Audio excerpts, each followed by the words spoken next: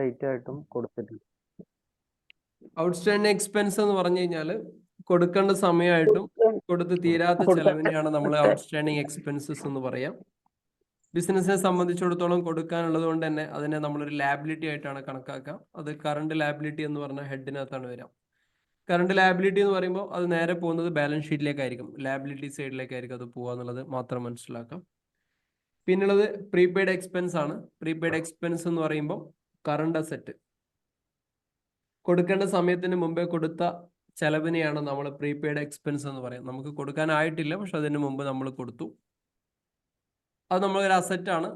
In case ആ ഒരു സമയത്തിനുള്ളിൽ അങ്ങനെ ഒരു എക്സ്പെൻസ് നടന്നിട്ടില്ലെങ്കിൽ ആ എമൗണ്ട് നമുക്ക് തന്നെ തിരിച്ചു കിട്ടും. നമ്മുടെ പൈസ താൽക്കാലികം അയാളുടെ കയ്യിൽ നിൽക്കുന്നതാണെന്ന് മാത്രം മനസ്സിലാക്കുക. അതുകൊണ്ട് അതൊരു പ്രീപെയ്ഡ് എക്സ്പെൻസ് എന്ന് പറയുന്നത് കറണ്ട് അസറ്റ് ആണ്. സോ ബാലൻസ് ഷീറ്റിലെ അസറ്റ് സൈഡിൽ അത് റിഫ്ലക്ട് ചെയ്യും. പിന്നെ വരുന്നത് ഔട്ട്സ്റ്റാൻഡിങ് ഇൻകം ആണ്, അല്ലെങ്കിൽ അക്രൂഡ് ഇൻകം എന്ന് പറയും. അക്രൂഡ് ഇൻകം എന്ന് പറഞ്ഞു കഴിഞ്ഞാൽ നമുക്ക് കിട്ടേണ്ട സമയമായിട്ടും നമുക്ക് കിട്ടിയിട്ടില്ലാത്ത വരുമാനത്തിനെയാണ് അക്രൂഡ് ഇൻകം അല്ലെങ്കിൽ ഔട്ട്സ്റ്റാൻഡിങ് ഇൻകം എന്ന് പറയാം. അത് നമ്മുടെ അസറ്റാണ്, നമുക്ക് യഥാർത്ഥത്തിൽ കിട്ടേണ്ട പൈസയാണ്. ഓക്കെ, അവിടെയാണ്, അതാണ് നമ്മൾ പറഞ്ഞെന്ന് തോന്നുന്നു അല്ലേ. അതിന്റെ കുറച്ച് പ്രോബ്ലംസ് ആണ് നമ്മൾ ചെയ്തിട്ടുണ്ടായെന്ന് തോന്നുന്നു അല്ലേ. ഓക്കെ, ഇനിയുള്ളത് നമ്മൾ അൺഏൺഡ് ഇൻകം ആണ്. അൺഏൺഡ് ഇൻകം എന്ന് പറഞ്ഞു കഴിഞ്ഞാൽ നമുക്ക് കിട്ടേണ്ട സമയത്തിന് മുമ്പേ കിട്ടിയ ഇൻകത്തിനെയാണ് നമ്മൾ അൺഏൺഡ് ഇൻകം എന്ന് പറയാം. നമുക്ക് കിട്ടേണ്ട സമയത്തിന് മുന്നേ കിട്ടിയിട്ടുള്ള ഇൻകത്തിനെയാണ് നമ്മൾ അൺഏൺഡ് ഇൻകം എന്ന് പറയാം. കിട്ടേണ്ട സമയത്തിന് മുന്നേ കിട്ടുക എന്ന് പറഞ്ഞാൽ എന്താ? കിട്ടേണ്ട സമയത്തിന് മുമ്പേ കിട്ടുക എന്ന് പറഞ്ഞു കഴിഞ്ഞാല്, ഉദാഹരണമായിട്ട് നമ്മളിപ്പോ ഒരു വണ്ടി സർവീസ് സെന്റർ ആണെന്ന് വിചാരിക്കാം. അപ്പൊ നമ്മളിപ്പോ ഈ സെപ്റ്റംബർ അല്ലത്, ഈ സെപ്റ്റംബറിൽ നമ്മൾ പണിയെടുക്കുന്നുള്ളൂ വണ്ടിന്റെ. പക്ഷെ നമുക്കത് അഡ്വാൻസ് ആയിട്ട് നമ്മൾ വണ്ടി കൊടുക്കുന്ന സമയത്ത് തന്നെ പൈസ ആയിട്ട് തന്നു. ഓഗസ്റ്റ് 30 നമുക്ക് പൈസ തന്നു. അതല്ലേ? അതന്നെയാണ് നമ്മൾ അൺഏൺഡ് ഇൻകം. യഥാർത്ഥത്തിൽ നമ്മൾ അത് ഏൺ ചെയ്തിട്ടില്ല. അൺഏൺഡ്, യഥാർത്ഥത്തിൽ നമ്മൾ അത് ഏൺ ചെയ്തിട്ടില്ല, പക്ഷെ അതിന്റെ ഇൻകം നമുക്ക് കിട്ടിയിട്ടുണ്ട്. ഇത് നമ്മളെ ബിസിനസിനെ സംബന്ധിച്ചിടത്തോളം കറണ്ട് ലാബിലിറ്റിയാണ്. ഇപ്പൊ ഫാറൂഖ് ഭായ് പറഞ്ഞ പോലെ വണ്ടി അവിടെ കൊണ്ടുവന്ന് വെച്ച സമയത്ത് തന്നെ നമ്മൾ ആ ഒരു പൈസ വാങ്ങി. വണ്ടി റിപ്പയറോ അതിന്റെ മെയിൻ്റനൻസോ അതിന്റെ കാര്യങ്ങളോ ഒന്നും നമ്മൾ നടത്തിയിട്ടില്ല. അതിന് മുമ്പേ നമ്മൾ ആ പൈസ വാങ്ങി. കുറച്ച് കഴിഞ്ഞതിന് ശേഷം ഫാറൂഖ് ഭായ് വന്ന് പറയാണ്, വേണ്ട, ഞാൻ ഇവിടെ നല്ല സർവീസ് ചെയ്യുന്നു, ഞാൻ വേറൊരു സ്ഥലത്താണ് സർവീസ് ചെയ്യുന്നതെന്ന് പറഞ്ഞു പോയി കഴിഞ്ഞാൽ ആ എമൗണ്ട് നമ്മൾ എന്ത് ചെയ്യേണ്ടി വരും? തിരിച്ചു കൊടുക്കേണ്ടി വരും. അപ്പൊ അതിനെയാണ് നമ്മൾ കറണ്ട് ലാബിലിറ്റി എന്ന് പറയാം. അൺഏൺഡ് ഇൻകത്തിനെയാണ് നമ്മൾ കറണ്ട് ലാബിലിറ്റി എന്ന് പറയാം. കിട്ടേണ്ട സമയത്തിന് മുമ്പേ സ്വീകരിക്കപ്പെട്ടിട്ടുള്ള അല്ലെങ്കിൽ സ്വീകരിച്ചിട്ടുള്ള ഇൻകത്തിനെയാണ് അൺഏൺഡ് ഇൻകം എന്ന് പറയാം. വേണമെങ്കിൽ ഇങ്ങനെയും പറയാം, നമുക്കൊരു 2000 രൂപയാണ് ഒരാൾക്ക് കമ്മീഷൻ കൊടുക്കേണ്ടത്, അല്ലെങ്കിൽ ഒരു 2000 രൂപയാണ് നമുക്ക് കമ്മീഷനായിട്ട് കിട്ടേണ്ടത്. നമുക്ക് അയാൾ ഒരു 3000 രൂപ തന്നു എന്ന് വിചാരിക്കും, 3000 റുപ്പീസ് തന്നു എന്ന് വിചാരിക്കും. ഇതിനെയാണ് നമ്മൾ അൺഏൺഡ് ഇൻകം എന്ന് പറയാം. ക്ലിയർ ആണോ? നമുക്ക് ആക്ച്വലി കിട്ടേണ്ടത് എത്രയായിരുന്നു? 2000 രൂപയാണ്. നമുക്കൊരു 3000 രൂപ കിട്ടി. ഇതിനെയും നമ്മൾ അൺഏൺഡ് ഇൻകം എന്നാണ് പറയാം. നേരത്തെ ഫാറൂഖ് ഭായ് പറഞ്ഞ കേസും അൺഏൺഡ് ഇൻകം ആണ്. നമ്മൾ എന്തെങ്കിലും വർക്ക് ചെയ്യുന്നതിന് മുമ്പ് നമുക്ക് കിട്ടേണ്ട, അല്ലെ, ആ ഒരു കിട്ടേണ്ട ഇൻകം തന്നെയാണ്, പക്ഷെ ആ വർക്ക് ആയിട്ടില്ല. അതിന് മുമ്പ് എന്ത് ചെയ്തു? നമ്മൾ ആ പൈസ ഇട്ടു. ഇതിൽ ആർക്കെങ്കിലും എന്തെങ്കിലും ഡൗട്ട് ഉണ്ടോ? ഇത് എന്തുകൊണ്ടാണ് കറണ്ട് ലാബിലിറ്റി ആവുന്നത്? ഇൻ കേസ് അങ്ങാനും ഫാറൂഖ് ഭായ് പറഞ്ഞ പോലെ ആ വണ്ടി എങ്ങാനും അയാൾ തിരിച്ചു കൊണ്ടുപോയി കഴിഞ്ഞാൽ ആ പൈസ ഉറപ്പായിട്ടും കൊടുക്കണം നമ്മൾ. അപ്പൊ അതുകൊണ്ട് നമ്മളെ സംബന്ധിച്ചിടത്തോളം ബിസിനസിന്റെ കറണ്ട് ലാബിലിറ്റി ആണ്. കറണ്ട് ലാബിലിറ്റി ആകുമ്പോൾ എവിടെയാ വരിക? കറണ്ട് ലാബിലിറ്റി ആകുമ്പോൾ ഇത് ബിസിനസിന്റെ എവിടെയാണ് വരിക? ബാലൻസ് ഷീറ്റിലാണ് ഈ ഒരു സംഭവം വരുന്നത്. എവിടെ വരും? ലാബിലിറ്റി സൈഡിലായിരിക്കും ഈ സംഭവം വരുന്നത്. ക്ലിയർ ആയല്ലോ? ഓക്കെ അല്ലേ? അതിൽ ഡൗട്ടൊന്നും ഇല്ലല്ലോ? അഡ്ജസ്റ്റ്മെന്റിൽ ട്രേഡിംഗ് പ്രോഫിറ്റ് ആൻഡ് ലോസ് അക്കൗണ്ടിൽ എവിടെ വരും? ട്രേഡിംഗ് അക്കൗണ്ടിൽ എവിടെ വരും? പ്രോഫിറ്റ് ആൻഡ് ലോസ് അക്കൗണ്ടിൽ എവിടെ വരും? പ്രോഫിറ്റ് ആൻഡ് ലോസ് അക്കൗണ്ടിൽ എവിടെ വരും? ഇൻകം സൈഡിൽ വരില്ല. ഇൻകം സൈഡിൽ വരുമെന്നോ? ഇൻകം സൈഡിൽ വരുമോ അല്ല എക്സ്പെൻസ് സൈഡിൽ വരുമോ? ഹലോ, നേരത്തെ പറഞ്ഞ കമ്മീഷൻ എക്സാമ്പിൾ എടുത്തോളൂ. നമുക്ക് ആക്ച്വലി 2000 രൂപയാണ് നമുക്ക് കമ്മീഷൻ കിട്ടേണ്ടത്. നമുക്ക് 3000 രൂപ കിട്ടി. പ്രോഫിറ്റ് ആൻഡ് ലോസ് അക്കൗണ്ടിൽ എങ്ങനെയാണ് വരിക? പ്രോഫിറ്റ് ആൻഡ് ലോസ് അക്കൗണ്ടിൽ എന്താ എവിടെ വരിക? ക്രെഡിറ്റ് സൈഡിൽ വരും. പ്രോഫിറ്റ് ആൻഡ് ലോസ് അക്കൗണ്ടിൽ എവിടെ വരും? ഇൻകം സൈഡിൽ വരുമോ എക്സ്പെൻസ് സൈഡിൽ വരുമോ? ഇൻകം സൈഡ് വരും. ഇൻകം സൈഡിൽ വന്നാൽ എങ്ങനെയാണ് അത് ട്രീറ്റ് ചെയ്യാം? ഇതിൽ എത്രയാ നമ്മൾ കാണിക്കാം? ഞാൻ പറഞ്ഞ ഈ ഒരു കേസ് മാത്രം ആലോചിച്ചോളൂ. ബാക്കിയൊക്കെ കുറക്കേണ്ടതും കൂട്ടേണ്ടതൊക്കെ വിട്ടോളൂ. കുറക്കേണ്ടതും കൂട്ടേണ്ടതൊക്കെ വിട്ടോളൂ. നമുക്ക് ആക്ച്വലി ഇൻകം നമുക്ക് കിട്ടേണ്ടത് 2000 രൂപയാണ്. നമുക്ക് കിട്ടിയത് 3000 രൂപയാണ്. പ്രോഫിറ്റ് ആൻഡ് ലോസ് അക്കൗണ്ടിൽ എത്ര എമൗണ്ട് കാണിക്കും? 2000 കാണിച്ചാൽ പോരാ. എത്ര കാണിച്ചാൽ മതി? 2000 കാണിച്ചാൽ മതി. ആക്ച്വലി ആ 2000 ആണ് നമുക്ക് എന്ത് ചെയ്ത് കിട്ടിയത്. ബാക്കി 1000 ഇവിടെ പോകും ബാലൻസ് ഷീറ്റിനകത്ത്. ബാലൻസ് ഷീറ്റ് പോലെ പോകുന്നതായി കാണിക്കാം. അല്ലാതെ കുറച്ച് നമ്മൾ ലിറ്ററലി പറയുന്ന സമയത്ത് അവിടെ ഒരു ഇൻകം ഉണ്ടാവും. ആ ഇൻകത്തിൽ നിന്ന് ആ എമൗണ്ട് ടോട്ടൽ ഇൻകം 3000 എന്ന് കാണിക്കും. അതിൽ നിന്ന് 1000 രൂപ കുറക്കും. ലിറ്ററലി നമ്മൾ അങ്ങനെയാണ് കുറച്ച് കാണിക്കാം. പക്ഷെ അതിന്റെ യഥാർത്ഥ ലോജിക്ക് എത്രയാണ്? നമുക്ക് ആ മാസം ആക്ച്വലി എത്രയേ ഉള്ളൂ? 2000 രൂപ ഇൻകം ഉള്ളൂ. 1000 രൂപ നമ്മൾ കൊടുക്കാനുള്ളത് അത് നേരെ എവിടെ പോകും? ബാലൻസ് ഷീറ്റിനകത്തേക്ക് പോകും. ക്ലിയർ ആണോ? സെറ്റ് ആണോ? ആർക്കെങ്കിലും എന്തെങ്കിലും ഡൗട്ട് ഉണ്ടോ? നമ്മൾ അക്കാഡമിക്കലി പഠിക്കുമ്പോഴായിട്ട് അതിൽ നിന്ന് പ്ലസ് കൂട്ടി കുറച്ച് എന്നൊക്കെ നമ്മൾ അങ്ങനെ ചിന്തിക്കേണ്ട ആവശ്യമില്ല. നമുക്ക് എത്രയാണോ ആ ഒരു മാസം പ്രോഫിറ്റ് ആൻഡ് ലോസ് അക്കൗണ്ടിൽ നമുക്ക് എന്താ കാണിക്കുന്നത് വെച്ചാൽ ആ മാസം എത്ര എക്സ്പെൻസ് ആയി, ആ മാസം എത്ര വരുമാനം, അത് മാത്രമാണ് നമ്മൾ എന്ത് ചെയ്തത് പ്രോഫിറ്റ് ആൻഡ് ലോസ് അക്കൗണ്ടിൽ കാണിക്കേണ്ടത്. ബാക്കി കിട്ടാനുള്ളതും കൊടുക്കാനുള്ളതും ഒക്കെ എവിടെ പോകും? ലാബിലിറ്റി ആയിട്ടും അസറ്റ് ആയിട്ടും എവിടെ പോകും? ബാലൻസ് ഷീറ്റിനകത്തേക്ക് പോകും. ഇത്ര മാത്രം ആലോചിക്കാം. സെറ്റ് അല്ലേ? ആർക്കെങ്കിലും എന്തെങ്കിലും ഡൗട്ട് ഉണ്ടെങ്കിൽ പെട്ടെന്ന് ചോദിക്കും. ചെറിയ പോയിന്റ്. അതെ, നമ്മൾ അഡ്ജസ്റ്റ്മെന്റ് എൻട്രീസ് 2 എഫക്ട് ഉണ്ടാവില്ലേ? ക്ലിയർ ആയില്ല. അഡ്ജസ്റ്റ്മെന്റ് എൻട്രീസ് 2 എഫക്ട് ഉണ്ടാവില്ലേ? അഡ്ജസ്റ്റ്മെന്റ് എൻട്രീസിന് 2 എഫക്ട് ഉണ്ടാവില്ലേ? 2 എഫക്ട് ഉണ്ടാവുന്നു. അഡ്ജസ്റ്റ് ചെയ്യുകയാണെങ്കിൽ 2 എഫക്ട് ഉണ്ടാവും. നമ്മൾ അങ്ങനെ ആലോചിച്ച് പോകണ്ട, സിമ്പിൾ ആയിട്ട് ആലോചിച്ചാൽ മതി. അതായത് 2 എഫക്ട് ഉണ്ടായില്ല. ഇപ്പൊ നേരത്തെ പറഞ്ഞ 3000 2000 എന്നുള്ള എഫക്റ്റില് 2 എഫക്ട് എന്ന് പറയുമ്പോൾ പ്രോഫിറ്റ് ആൻഡ് ലോസ് അക്കൗണ്ടിൽ 3000 മൈനസ് 1000 എന്ന് കാണിക്കും. നമ്മൾ അഡ്ജസ്റ്റ്മെന്റ് നിൽക്കേണ്ട ആവശ്യം തന്നെ ഇല്ല. ആ മാസം എത്രയും നടന്നിട്ടുള്ളൂ, അത്രയും നടന്നിട്ടുള്ളൂ. റിയൽ ബാലൻസ് ഷീറ്റിൽ റിയൽ കമ്പനിയുടെ അക്കൗണ്ട്സിൽ എവിടെ വരാം? ഈ പറയുന്ന അഡ്ജസ്റ്റ്മെന്റ് വരത്തില്ല. ഈ പറയുന്ന അഡ്ജസ്റ്റ്മെന്റ് അക്കൗണ്ട് കാണിക്കത്തില്ല. അവിടുന്ന് കമ്മീഷൻ കിട്ടിയിട്ടുണ്ടെങ്കിൽ കമ്മീഷൻ നേരെ അക്കൗണ്ടിലേക്ക് റെസിപ്റ്റ്. നമ്മൾ ടാലി പഠിക്കുമ്പോൾ നമ്മൾ പഠിക്കും. നേരെ റെസിപ്റ്റ് വെക്കുള്ളൂ 3000 രൂപ. പ്രോഫിറ്റ് ആൻഡ് ലോസ് അക്കൗണ്ടിൽ 2000 കാണിക്കത്തുള്ളൂ. ബാക്കി 1000 രൂപ ബാലൻസ് ഷീറ്റിൽ കൊടുക്കാനുള്ളതായിട്ട് അവിടെ കാണിക്കും. സർ, ആ 2000 ട്രയൽ ബാലൻസിലാണോ കാണിക്കുക? 2000 ട്രയൽ ബാലൻസിലാണോ? ഇപ്പൊ ക്വസ്റ്റ്യൻ വരുമ്പോ ട്രയൽ ബാലൻസിലാണോ ഉണ്ടാവുക? ക്വസ്റ്റ്യൻ വരുമ്പോൾ ട്രയൽ ബാലൻസിലായിരിക്കും കാണിക്കാം. ട്രയൽ ബാലൻസിൽ അഡ്ജസ്റ്റ്മെന്റിലായിരിക്കും അത് കാണിക്കാം. അഡ്ജസ്റ്റ്മെന്റിൽ ട്രയൽ ബാലൻസിൽ അത് കാണിച്ചു കഴിഞ്ഞാൽ ടാലി ആവത്തില്ല. അഡ്ജസ്റ്റ്മെന്റിലായിരിക്കും അത് കാണിക്കാം. ക്ലിയർ ആയില്ലേ? അതായത് ട്രയൽ ബാലൻസ് പറയുമ്പോൾ 2 ഭാഗം ഓൾറെഡി നമ്മൾ ലെഡ്ജർ ഒക്കെ എഴുതി സെറ്റ് ചെയ്തിട്ട് നമ്മൾ ബാലൻസ് ഷീറ്റ് ഉണ്ടാക്കുന്ന സമയത്താണല്ലോ ഈ ഒരു പ്രശ്നം വരുന്നത്. ഫൈനൽ അക്കൗണ്ട് ഉണ്ടാക്കുന്ന സമയത്താണല്ലോ പ്രശ്നം വരുന്നത്. ഫൈനൽ അക്കൗണ്ട് ഉണ്ടാക്കുക എന്ന് പറയുന്ന സമയത്ത് എന്തായി? ട്രേഡിംഗ് അക്കൗണ്ട് ഓൾറെഡി പ്രിപ്പയർഡ് ആയി കഴിഞ്ഞിട്ടുണ്ട്. Profit and loss account already prepare ആയത് കഴിഞ്ഞിട്ടുണ്ട്. എല്ലാം ഓൾറെഡി പ്രിപ്പയർ. പിന്നീട് അഡ്ജസ്റ്റ്മെന്റുകളാണ്. അതുകൊണ്ടാണ് നമ്മൾ ഈ കുറക്കേണ്ട കൂട്ടേണ്ട കാര്യങ്ങൾ എവിടെ വരില്ല എന്ന് പറഞ്ഞത്. നമ്മൾ യഥാർത്ഥത്തിൽ പ്രാക്ടിക്കൽ അക്കൗണ്ട്സിൽ കൂട്ടലും കുറക്കലും എവിടെ ഉണ്ടാവില്ല. കാരണം ഇതെല്ലാം പ്രിപ്പയർ ചെയ്തതിന് ശേഷമാണ് ഈ അഡ്ജസ്റ്റ്മെന്റുകൾ വരിക. ഈ അഡ്ജസ്റ്റ്മെന്റ് എൻട്രീസ് ജേണൽ എൻട്രി ആയിട്ടൊക്കെ പാസ് ചെയ്യുന്ന സമയത്ത് ഓട്ടോമാറ്റിക് ഇത് റിഫ്ലക്ട് ചെയ്യാണ് ചെയ്യാം. നാളെ പരീക്ഷ കൊടുക്കുമോനെ? സാധാരണ സാലറി എന്ന് പറഞ്ഞിട്ട് ട്രയൽ ബാലൻസിൽ വന്നു കഴിഞ്ഞാല് നമ്മൾ ഔട്ട്സ്റ്റാൻഡിങ് കുറയ്ക്കുകയാണല്ലോ ചെയ്യാ. ക്ലിയർ ആയില്ല? സാധാരണ സാലറി എന്ന് പറഞ്ഞ ഒരു സാധനം വന്നു. ഇപ്പൊ ഒരു എക്സാമ്പിൾ, ഔട്ട്സ്റ്റാൻഡിങ് നമ്മൾ അതിൽ നിന്ന് കുറയ്ക്കും. അപ്പൊ അതുപോലെ ഞാൻ ചോദിക്കണേ, ഇപ്പം പറഞ്ഞ ഇൻകം 2000 ആണല്ലോ റെഡിക്ക് ഉള്ളത്. ശരി. അത് ട്രയൽ ബാലൻസിൽ വന്നിട്ട് പിന്നെ അഡ്ജസ്റ്റ്മെന്റ് എൻട്രി താഴെ അല്ല, അഡ്ജസ്റ്റ്മെന്റ് താഴെയാണല്ലോ കാണിക്കുക. 2000 ട്രയൽ ബാലൻസിൽ ഓൾറെഡി വന്ന് കഴിഞ്ഞിട്ടുണ്ടോ നമുക്ക് കിട്ടാനുള്ളത് എന്ന് പറഞ്ഞിട്ട് ബാക്കി 1000 രൂപ അഡ്ജസ്റ്റ്മെന്റിൽ ഉണ്ടോ? അങ്ങനെ വരാം. കാരണം അവിടെ 3000 കാണിച്ചു കഴിഞ്ഞാൽ ട്രേഡിംഗ് അക്കൗണ്ട് നമ്മൾ സസ്പെൻസ് അക്കൗണ്ട് ആയി കയറ്റേണ്ടി വരും. 1000 രൂപ കാണത്തില്ല. ക്ലിയർ അല്ല? നമ്മൾ അഡ്ജസ്റ്റ്മെന്റ് കാണിക്കേ വേണ്ട അല്ലെ? വേണ്ട.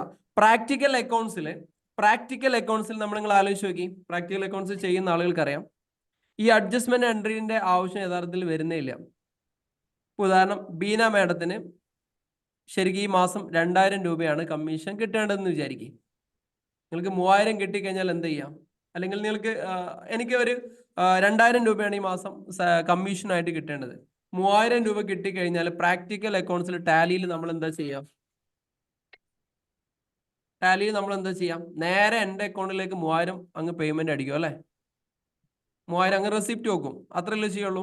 3000 റെസിപ്റ്റ് വെച്ചാൽ ഓട്ടോമാറ്റിക്കലി പ്രോഫിറ്റ് ലോസ് അക്കൗണ്ടിൽ 2000 വരുള്ളൂ. ബാക്കി 1000 അവിടെ ഔട്ട്സ്റ്റാൻഡിംഗ് ആയിട്ട് തെറിച്ച് നിന്ന് കിടക്കും.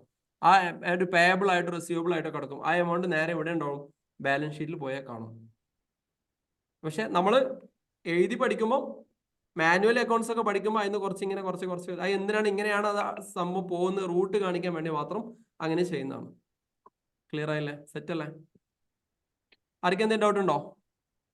പ്രോബ്ലം വരുമ്പോൾ ഡൗട്ട് ആവോ? മനുഷ്യന്മാരെ പ്രോബ്ലം വരുമ്പോൾ ഡൗട്ട് ആവോ? വീഡിയോ ഇല്ലാത്ത ആളുകൾക്ക് വീഡിയോയിൽ വരാം. ഒന്ന് ചെയ്ത് നോക്കാം, കുഴപ്പമില്ല, നമുക്ക് ചെയ്ത് നോക്കാം. അപ്പൊ അടുത്ത 2-3 കാര്യം കൂടി പറഞ്ഞിട്ട് നമുക്ക് ചെറിയ പ്രോബ്ലം ചെയ്യാം, അല്ലെങ്കിൽ കുറച്ചും കൂടി ടൈം പോകും. നമുക്ക് 2 കാര്യം കൂടി പറഞ്ഞു പോവാം. അടുത്തത് ഡിപ്രീസിയേഷൻ ആണ്. ഡിപ്രീസിയേഷൻ എന്ന് പറഞ്ഞാൽ എന്താ? ഡിപ്രീസിയേഷൻ എന്ന് പറഞ്ഞു കഴിഞ്ഞാല് തേയ്മാനം അല്ലെ? ഡിപ്രീസിയേഷൻ എന്ന് പറഞ്ഞു കഴിഞ്ഞാൽ തേയ്മാനം. ഒരു ഫിക്സഡ് അസറ്റിന്റെ മേൽ വരുന്ന തേയ്മാനത്തിനെയാണ് നമ്മൾ ഡിപ്രീസിയേഷൻ എന്ന് പറയാം. ഫിക്സഡ് അസറ്റിന്റെ മുകളിൽ വരുന്ന തേയ്മാനത്തിനെയാണ് നമ്മൾ ഡിപ്രീസിയേഷൻ എന്ന് പറയുന്നത്. സാധാരണ രീതിയിൽ കാലപ്പഴക്കൊക്കെ വരുമ്പോഴാണ് ഈ ഒരു ഫിക്സഡ് അസറ്റ് അല്ലേ നമ്മൾ ഡിപ്രീസിയേഷൻ സംഭവിക്കാം. ഉദാഹരണം, ഒരു കാർ ഞാൻ ഇന്ന് പർച്ചേസ് ചെയ്തിട്ടുണ്ടെങ്കിൽ നാളെ അത് വിൽക്കുകയാണെങ്കിലും അതിന് ഡിപ്രീസിയേഷൻ സംഭവിക്കൂലേ? ഞാൻ ഇന്നൊരു 10 ലക്ഷം രൂപയുടെ കാർ വാങ്ങിക്കഴിഞ്ഞാൽ നാളെ തന്നെ ഇത് വിൽക്കുകയാണെങ്കിൽ 10 ലക്ഷം രൂപ എനിക്ക് കിട്ടുമോ? പിന്നെ സെക്കൻഡ് ഹാൻഡ് വണ്ടിയായി, അത് കാലപ്പഴക്കം അത് ഉപയോഗിച്ചു ഇല്ല എന്നുള്ളതൊന്നും വിഷയമല്ല. സെക്കൻഡ് വണ്ടി എന്നുള്ള രീതിയിലേക്ക് ആയ എന്തായി ആ ഒരു വാല്യൂ. പിന്നെ ഒരുപക്ഷെ എനിക്ക് 8 ലക്ഷം രൂപ അല്ലെങ്കിൽ 9 ലക്ഷം രൂപക്കൊക്കെ ആയിരിക്കും അത് സെയിൽ ചെയ്യാൻ വേണ്ടി പറ്റുക. അതുകൊണ്ടാണ് ഇന്ന് സെക്കൻഡ് ഹാൻഡ് മാർക്കറ്റുകൾ ഇഷ്ടം പോലെ നടക്കുന്നത് അല്ലേ? അപ്പൊ ഡിപ്രീസിയേഷൻ എന്ന് പറഞ്ഞു കഴിഞ്ഞാൽ ഇത്രയേ ഉള്ളൂ. ഫിക്സഡ് അസറ്റിന്റെ മുകളിൽ നമ്മൾ ഉപയോഗം കൊണ്ടോ കാലപ്പഴക്കം കൊണ്ടോ ഉണ്ടാകുന്ന കുറവിനെയാണ് നമ്മൾ ഡിപ്രീസിയേഷൻ എന്ന് പറയുന്നത്. സെറ്റ് അല്ലേ? അത് ഒരുപാട് ചിന്തിക്കാനൊന്നുമില്ല. ഈ ഡിപ്രീസിയേഷൻ എന്ന് പറയുന്നത് ഒരു സ്ഥാപനത്തിനെ സംബന്ധിച്ചിടത്തോളം അതൊരു ചെലവാണ്. അതുകൊണ്ട് ഇൻഡയറക്റ്റ് എക്സ്പെൻസ് ആയിട്ടാണ് ഡിപ്രീസിയേഷനെ നമ്മൾ ട്രീറ്റ് ചെയ്യുന്നത്. ക്ലിയർ ആയല്ലോ? ഡിപ്രീസിയേഷൻ എന്ന് പറഞ്ഞാൽ ചെലവല്ലേ? നമ്മൾ ഒരു 10 ലക്ഷം രൂപയ്ക്ക് ഒരു കാറ് വാങ്ങിയിട്ട് അതിന് ഇന്ന് 9 ലക്ഷം രൂപ കിട്ടുന്നതെങ്കിൽ ആ 1 ലക്ഷം രൂപ പോയത് തന്നെ അല്ലേ? എക്സ്പെൻസ് ആണ്. അതിനെ നമ്മൾ ഇൻഡയറക്റ്റ് എക്സ്പെൻസ് എന്നാണ് വിളിക്കുന്നത്. ക്ലിയർ ആണോ? സെറ്റ് ആണോ? എന്തെങ്കിലും ഡൗട്ട് ഉണ്ടോ? ഡിപ്രീസിയേഷൻ എന്ന് പറയുന്നത് ഇൻഡയറക്റ്റ് എക്സ്പെൻസ് ആണ്. ഒരു ഫിക്സഡ് അസറ്റിന്റെ മുകളിൽ അത് ഉപയോഗം കൊണ്ടോ കാലപ്പഴക്കം കൊണ്ടോ ഉണ്ടാകുന്ന ആ ഒരു കുറവിനെയാണ് നമ്മൾ ഡിപ്രീസിയേഷൻ എന്ന് പറയുന്നത്. ഉദാഹരണം, നമ്മളൊരു ഒരു ഫർണിച്ചർ ഒരു 1 ലക്ഷം രൂപക്ക് നമ്മൾ വാങ്ങിയെന്ന് വിചാരിക്കും. കുറച്ച് കാലം കഴിഞ്ഞ് അതിന് നമ്മളത് വിൽക്കുകയാണെങ്കിൽ നമുക്കൊരു 80,000 രൂപ കിട്ടുകയാണെങ്കിൽ 20,000 രൂപയാണ് അതിൻ്റെ ഡിപ്രീസിയേഷൻ എന്ന് പറയുന്നത്. ക്ലിയർ ആയല്ലോ? ചില കേസുകളിൽ ബിസിനസിന്റെ ചില കേസുകളിൽ പെർസെൻറ്റേജുകളാണ് പറയാം. ഇത്ര പെർസെൻറ്റേജ് ഡിപ്രീസിയേഷൻ കുറക്കണം, ഇൻകം ടാക്സ് പ്രകാരം ഇത്ര പെർസെൻറ്റേജ് കുറക്കണം, മറ്റേത് പ്രകാരം ഇത്ര പെർസെൻറ്റേജ് കുറക്കണം എന്നൊക്കെ ഇങ്ങനെ പറയും. ഇതിനെയാണ് നമ്മൾ ഡിപ്രീസിയേഷൻ പറയാം. ചിലപ്പോൾ നമ്മളൊരു ബിസിനസിന്റെ ഫൈനൽ അക്കൗണ്ട്സ് അതിനൊക്കെ ഒരു പെർസെൻറ്റേജ് ഇൻകം ടാക്സിൽ എങ്ങനെയാണ് കാണിക്കുന്നത് നമ്മൾ വിശദമായിട്ട് പ്രാക്ടിക്കൽ അക്കൗണ്ട്സ് പഠിക്കുമ്പോൾ നമ്മൾ പഠിക്കും. ഇൻകം ടാക്സിൽ എങ്ങനെയാണ്, അതിൽ ഡിമിനിഷൻ റേറ്റ് എങ്ങനെയാണ്, ഫ്ലാറ്റ് റേറ്റ് എങ്ങനെയാണെന്നൊക്കെ വിശദമായിട്ട് നമ്മൾ ആ സമയത്ത് പഠിക്കും. ഇപ്പൊ ഡിപ്രീസിയേഷൻ എന്താണെന്ന് മനസ്സിലാക്കാം. അത് 2 രീതിയിലാണ്. ചില എമൗണ്ടുകളായിട്ട് കുറച്ച് കാണിക്കും, അല്ലെങ്കിൽ എന്ത് ചെയ്യും, പെർസെൻറ്റേജുകളായിട്ട് കുറച്ച് കാണിക്കും. അത് ഓരോ കമ്പനിക്കും ഓരോ രീതിയിലുള്ള നിലപാടുകൾ ഉണ്ടാവും. ആ രീതിയിലായിരിക്കും. ഇപ്പൊ ഞങ്ങൾ എങ്ങനെയാണ് സാധാരണ രീതിയിൽ പറയും. ഉദാഹരണം, ഞാനൊരു AC വാങ്ങുമ്പോൾ അതിന് 10 വർഷമാണ് അതിന്റെ ഗ്യാരണ്ടി എന്ന് വിചാരിക്കും. 10 വർഷം കഴിഞ്ഞാൽ ഗ്യാരണ്ടി ഇല്ല. ചില ആളുകൾ എന്ത് ചെയ്യും, 10 എന്ത് ചെയ്യും, ഇത് നേരെ ഡിവൈഡ് ചെയ്തിട്ട് കുറച്ച് കാണിക്കാറുണ്ട്. മനസ്സിലായോ? ഓരോരുത്തരും ഓരോ രീതിയിലാണ് ട്രീറ്റ് ചെയ്യാം. ഉദാഹരണം, ഞാനിപ്പോഴുള്ള AC 10 കൊല്ലത്തേക്കാണ് ഇതിന്റെ കാലാവധി എന്ന് വിചാരിക്കാം. 10 കൊല്ലത്തേക്കാണ് ഇതിന്റെ കാലാവധി. 1 ലക്ഷം രൂപയാണ് AC-യുടെ വില എന്ന് വിചാരിക്കും. വെറുതെ 10 വർഷം കഴിഞ്ഞാൽ ഇത് എന്ത് ചെയ്യും, നശിച്ചു പോകും. അങ്ങനെയാണെങ്കിൽ എന്ത് ചെയ്യാം? ഹലോ, പല രീതിയിലും പല ട്രീറ്റ്മെന്റ് ആട്ടോ. നമ്മൾ പ്രാക്ടിക്കൽ അക്കൗണ്ട്സിനോ പഠിക്കും. ഇങ്ങനെ ഇത് എവിടെയൊക്കെ ട്രീറ്റ് ചെയ്യണം. ചില IT കമ്പനികൾ കണ്ടില്ലേ, ഒരു 3 കൊല്ലം അല്ലെങ്കിൽ 2 കൊല്ലം ഉപയോഗിച്ച് കഴിഞ്ഞാൽ കമ്പ്യൂട്ടറുകൾ മൊത്തം റീപ്ലേസ് ചെയ്യും. കണ്ടിട്ടുണ്ടോ? അത് ഉപയോഗിച്ചാലും ശരി ഇല്ലെങ്കിലും ശരി. അങ്ങനെ കണ്ടിട്ടില്ല ഇതുവരെ? ഏറ്റവും കൂടുതൽ ഡിപ്രീസിയേഷൻ ഉണ്ടാവുക? എങ്ങനെ? ഏത് സാധനത്തിന് ഏറ്റവും കൂടുതൽ ഡിപ്രീസിയേഷൻ ഉണ്ടാവുക? അങ്ങനെ നമുക്ക് പറയാൻ പറ്റില്ല. അത് ചില സമയത്ത് ഉപയോഗം പോലെ ഇരിക്കും. കൃത്യമായിട്ടൊന്നും പറയാൻ പറ്റത്തില്ല. ചിലപ്പോൾ മെഷീൻ ആകാം. അത് ഓരോ സാധനത്തിലേക്ക്, ഓരോ കമ്പനിയുടെയും സാധനത്തിന്. ഇതിപ്പോ ചിലപ്പോൾ ഒരു വെളിച്ചെണ്ണ ഉണ്ടാക്കുന്ന കമ്പനിയെ സംബന്ധിച്ചിടത്തോളം അതിന്റെ ആ ഒരു ഡ്രയർ ആയിരിക്കും, അല്ലെങ്കിൽ പറയാം എക്സ്പെല്ലർ ആയിരിക്കാം. ഇങ്ങനെ ഓരോന്നിനനുസരിച്ച് മാറും. ചില IT കമ്പനികൾ ഒരു കമ്പ്യൂട്ടർ 2 കൊല്ലം ഉപയോഗിക്കുള്ളൂ, പിന്നീട് അതെന്ത് ചെയ്യും? ഒഴിവാക്കിയിടും. മാർക്കറ്റിൽ ചെറിയ വിലക്ക് കമ്പ്യൂട്ടർ ലാപ്പൊക്കെ കിട്ടുന്നില്ലേ? ഗൾഫിലൊക്കെ അല്ലേ ഫാറൂഖ് ഭായി? ചില കമ്പനികൾ ഒന്നിച്ച് എന്ത് ചെയ്യും? അത് എടുക്കുന്ന ആൾക്കാർ തന്നെ ഉണ്ട്, സ്ക്രാപ്പ്. നമ്മള് ഇതിലൊക്കെ കാണല്ലോ, ദുബായിലൊക്കെ മൊബൈലൊക്കെ ഐഫോണൊക്കെ ഇങ്ങനെ ചാകരമായിട്ട് വിൽക്കണ്. നമ്മളെ ചില ആൾക്കാർ ഇങ്ങനെ വലിച്ചെറിയുന്നൊക്കെ കാണല്ലേ? ഓക്കെ. അപ്പൊ ഇതേപോലെ അത് ഡിപ്രീസിയേഷന്റെ ഫ്ലാറ്റ് റേറ്റുകൾ ഉണ്ട്, അതേപോലെ ഡിമിനിഷൻ റേറ്റ് എന്ന പെർസെന്റേജ് വൈസ് കുറക്കുന്ന കാര്യങ്ങളാണ് നമ്മൾ പ്രാക്ടിക്കൽ അക്കൗണ്ട്സ് വരുമ്പോൾ പഠിക്കും. ഇപ്പൊ മനസ്സിലാക്കുക, ഫിക്സഡ് അസറ്റിന്റെ മുകളിൽ കാലപ്പഴക്കം കൊണ്ടോ ഉപയോഗം കൊണ്ടോ കുറഞ്ഞു വരുന്ന ആ വാല്യൂവിനെയാണ് നമ്മൾ ഡിപ്രീസിയേഷൻ എന്ന് പറയുന്നത്. ഇത് ആ സ്ഥാപനത്തിനെ സംബന്ധിച്ചിടത്തോളം എക്സ്പെൻസ് ആണ് എന്ന് മനസ്സിലാക്കാം. എന്ത് എക്സ്പെൻസ് ആണ്? ഇൻഡയറക്റ്റ് എക്സ്പെൻസ് ആണ്. ഇൻഡയറക്റ്റ് എക്സ്പെൻസ് ആണ്. ഇൻഡയറക്റ്റ് എക്സ്പെൻസ് ആകുമ്പോൾ നമ്മൾ എവിടെയാ കാണിക്കാം? Profit and loss account. Indirect expense ആകുമ്പോൾ എവിടെ കാണിക്കാം? പ്രോഫിറ്റ് ആൻഡ് ലോസ് അക്കൗണ്ടിൽ കാണിക്കും. പിന്നീട് എന്ത് കാണിക്കും? പിന്നീട് എന്ത് കാണിക്കും? ബാലൻസ് ഷീറ്റിൽ ഇത് കാണിക്കും.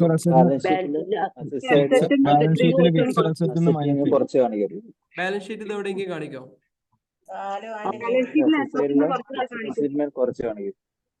യഥാർത്ഥത്തിൽ ഇൻഡയറക്റ്റ് എക്സ്പെൻസ് എന്ന് പറയുന്നത് ഒരു എക്സ്പെൻസ് എന്ന സംഭവം ബാലൻസ് ഷീറ്റിൽ വരുമോ? എക്സ്പെൻസ് ബാലൻസ് ഷീറ്റിൽ വരുമോ എന്നുള്ളതാണ് ചോദ്യം. മാത്രം വന്നാ പോരെ? എങ്ങനെ? അസറ്റ് മാത്രല്ലേ ഉണ്ടാവും ബാലൻസ് ഷീറ്റില്? അവിടെ വരൂലേ? ഞാൻ ഡൗട്ട് ആക്കുന്നതാണ്, മനഃപൂർവ്വം ഡൗട്ട് ആക്കുന്നതാണ്. പിന്നെ ഇങ്ങനത്തെ കുറെ ചെറിയ ചെറിയ ഡൗട്ടുകൾ മനസ്സിലേക്ക് ഇങ്ങനെ നിറഞ്ഞിരിക്കുന്നുണ്ടോ? അതുകൊണ്ട് കുളം കലക്കിയിട്ട് മീൻ പിടിക്കാണ്.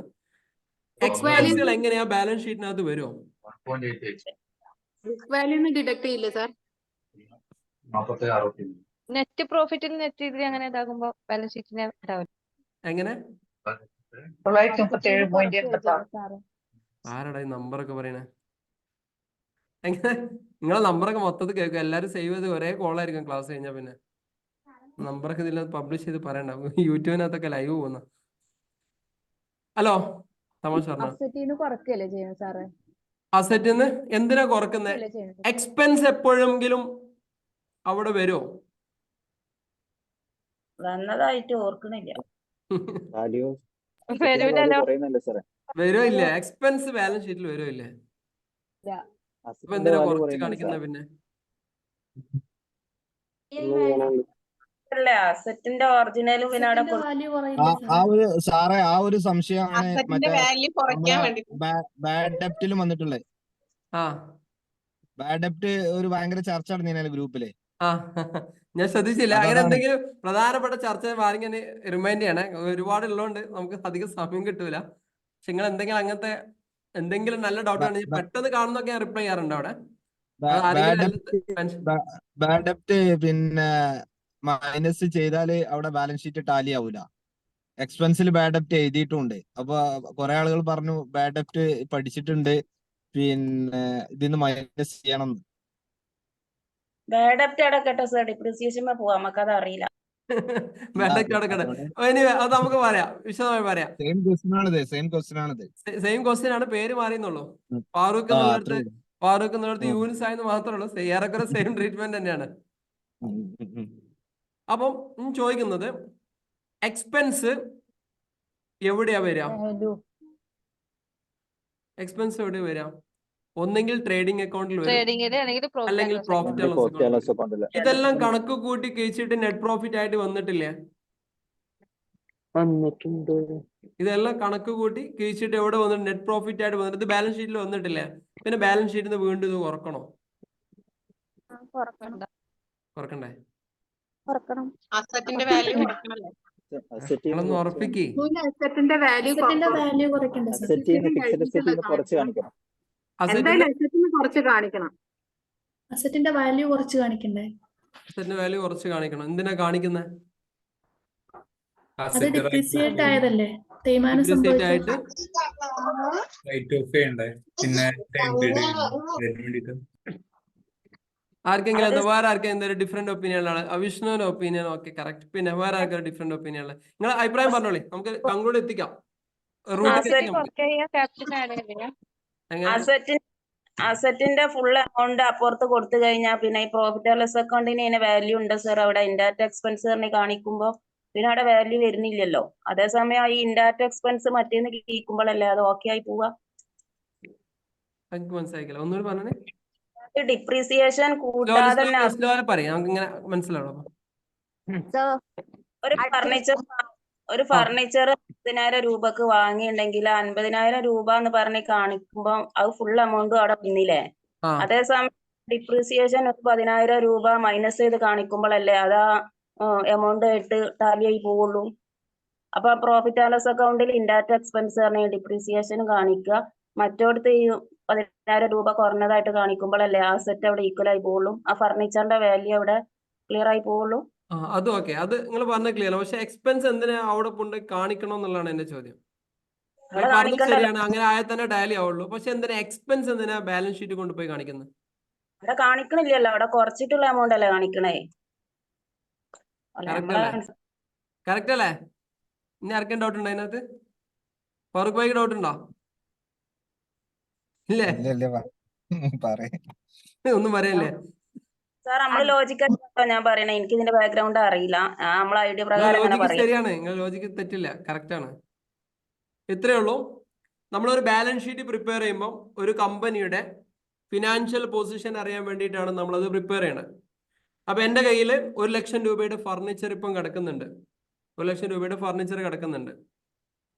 അപ്പൊ അതിൻ്റെ ഒരു 10% പോയി എന്ന് വിചാരിക്കും. അതായത് ഒരു 10,000 രൂപ നമ്മളെ കയ്യിൽ ഡിപ്രീസിയേറ്റ് ചെയ്ത് ഉപയോഗിച്ചിട്ട് പോയി, അല്ലെങ്കിൽ എലി കറണ്ട് പോയി എന്ന് വിചാരിച്ചോളി. ബാക്കി ഒരു 90 രൂപേന്റെ സാധനം അവിടെ ഉള്ളൂ. അപ്പൊ നമ്മൾ ബാലൻസ് ഷീറ്റിൽ 1,00,000 രൂപേന്റെ സാധനം ഉണ്ട് എന്ന് പറഞ്ഞിങ്ങനെ നടക്കേണ്ട ആവശ്യമില്ലല്ലോ. ആ എമൗണ്ട് അതിന് കുറച്ചിട്ട് ബാലൻസ് എമൗണ്ട് എന്ത് ചെയ്താൽ മതി, കാണിച്ചാൽ മതി. ക്ലിയർ ആയല്ലോ? അത് എവിടെ ഓട്ടോമാറ്റിക് ആയിട്ട് വരും. നമ്മൾ ഇങ്ങനെ ഈ ഒരു മാനുവൽ അക്കൗണ്ട്സിൽ അതിങ്ങനെ മൈനസും കൂട്ടിയും കുറച്ചിട്ടും ഒക്കെ വരുന്ന സമയത്താണ് നമുക്ക് ഇത്രയും ഡൗട്ട് വരുന്നത്. ഇത് ഓട്ടോമാറ്റിക് ഈ ഡിപ്രീസിയേഷൻ അക്കൗണ്ട് ഇട്ടിട്ട് ഫർണിച്ചറിന് അടിച്ച് ഒരു ജേണൽ എൻട്രി പാസ് ചെയ്ത് കഴിഞ്ഞാൽ ഓട്ടോമാറ്റിക് ആയിട്ട് എന്ത് ചെയ്യും, ബാലൻസ് ഷീറ്റിൽ ഒരു എമൗണ്ട് കുറഞ്ഞതായിട്ട് അവിടെ വരും. ക്ലിയർ ആയല്ലോ? നമ്മൾ ഈ മാനുവൽ അക്കൗണ്ടിങ് അങ്ങനെ എഴുതി ഇങ്ങനെ മൈനസ് ചെയ്ത് പഠിക്കുമ്പോഴുള്ള പ്രശ്നമാണ് അല്ലേ? ആരും നോക്കിയോ? നബീന മാഡം, നമ്മളൊരു ഡിപ്രീസിയേഷൻ അക്കൗണ്ട് ഇട്ടിട്ട് ഫർണിച്ചറിന് അടിച്ചു കഴിഞ്ഞാൽ ഒരു 10,000 രൂപ എന്ന് അടിച്ചു കഴിഞ്ഞാൽ ഓട്ടോമാറ്റിക് ആയിട്ട് എന്ത് ചെയ്യും, ആ എമൗണ്ട് കുറഞ്ഞു വരും. വേറെ നമ്മൾ പ്രോഫിറ്റ് ആൻഡ് ലോസ് അക്കൗണ്ടിന് എവിടെയാണ് പോവുക, ട്രേഡിംഗ് അക്കൗണ്ടിന് ഒന്നും ആലോചിക്കണ്ട. അങ്ങനെ അടിച്ചാൽ തന്നെ ഡിപ്രീസിയേഷൻ അക്കൗണ്ട് അടിക്കുമ്പോൾ തന്നെ ഡെബിറ്റ് ആയി. That means profit and loss account reflect ആയി. ഓട്ടോമാറ്റിക്കലി ബാലൻസ് ഷീറ്റിൽ നിന്ന് ആ എമൗണ്ട് കുറഞ്ഞു വരും. ഒരൊറ്റ പണിയിൽ ഈ പരിപാടികൾ തീരും. അത് നമ്മൾ പ്രാക്ടിക്കൽ അക്കൗണ്ട് പഠിക്കുക. ഇപ്പൊ നിങ്ങൾക്ക് തൽക്കാലം പഠിക്കാം. ഡിപ്രീസിയേഷൻ എന്ന് പറയുന്നത് ഒരു കമ്പനിയെ സംബന്ധിച്ചിടത്തോളം എക്സ്പെൻസ് ആണ്, ഇൻഡയറക്റ്റ് എക്സ്പെൻസ് ആണ്. അതുകൊണ്ട് തന്നെ അത് പ്രോഫിറ്റ് ആൻഡ് ലോസ് അക്കൗണ്ടിൽ കാണിക്കണം.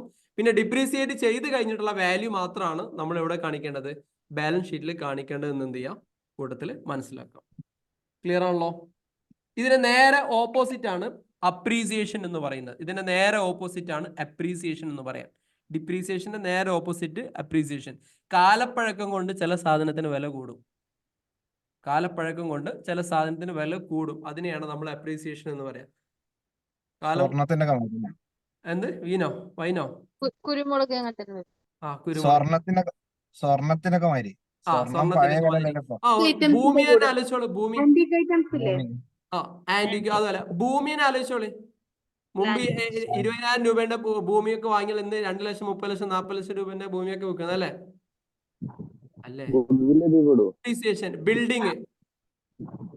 ബിൽഡിങ്ങിന്റെ കേസ് അപ്രീസിയേഷൻ അല്ലേ? നമ്മൾ ഇന്ന് ഒരു നല്ലൊരു ബിൽഡിംഗ് എടുത്തിട്ടുണ്ടെങ്കിൽ ഒരു 10 കൊല്ലം കഴിഞ്ഞാൽ അത് സെയിൽ ചെയ്യാൻ എന്ത് സംഭവിക്കാം? എല്ലാ ഭൂമികളും എല്ലാ ബിൽഡിങ്ങുകളും അങ്ങനെ സംഭവിച്ചോളന്നില്ല കേട്ടോ. ചില സ്ഥലങ്ങളിൽ ബിൽഡിങ്ങിന്റെ കേസ് അത് ഡിപ്രീസിയേഷൻ അല്ല. ബിൽഡിംഗ്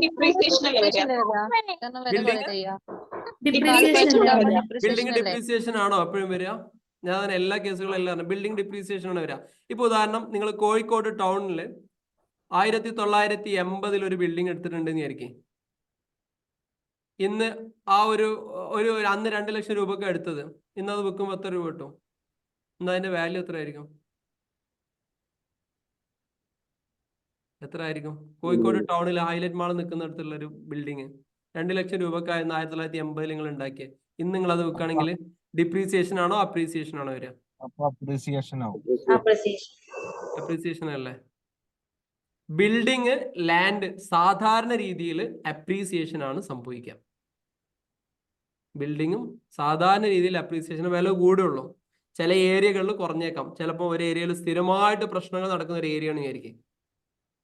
ഏതുപോലെ ഇപ്പോൾ ഞാൻ കാലിക്കറ്റിൽ നിൽക്കുന്ന ഒരു സമയത്ത് ഒരു സ്ഥലമുണ്ട്.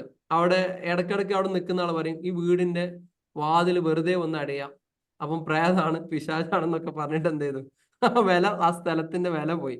അവിടെ ഡിപ്രീസിയേഷൻ പോലത്തെ ഒരു സംഭവമാണ് നടക്കുക, അപ്രീസിയേഷൻ അല്ല നടക്കുക അല്ലെ ഫാറൂഖ് ഭായി? മൊത്തത്തിലെ ഒരു പ്രേതാലയം പോലെയുള്ള ഒരു പിക്ചർ മൊത്തത്തിൽ നാട്ടുകാരൊക്കെ കൂടി അങ്ങനെ മാർക്കറ്റ് വില കുറക്കുന്ന ഒരു തന്ത്രം ഉണ്ട് കേട്ടോ. ചില ഏരിയയിൽ ചില വില കുറക്കാൻ വേണ്ടിയിട്ടുള്ള അങ്ങനെ ചില ആസൂത്രിതമായ ചില പരിപാടികളൊക്കെ നടക്കാറുണ്ട്. അവിടെ ഒട്ടും കൊള്ളില്ല എന്നൊക്കെ പറയുന്ന രീതിയിൽ. അപ്പൊ സാധാരണ നോർമലി ഒരു 4 ടീം താമസിക്കാണ്ട് പോയാൽ മതി, ഒഴിഞ്ഞു പോയാൽ മതി. അപ്പൊ പറഞ്ഞോളൂ. അവിടെ വേറെന്തോ പ്രശ്നം ഉണ്ടെന്ന് അല്ലേ?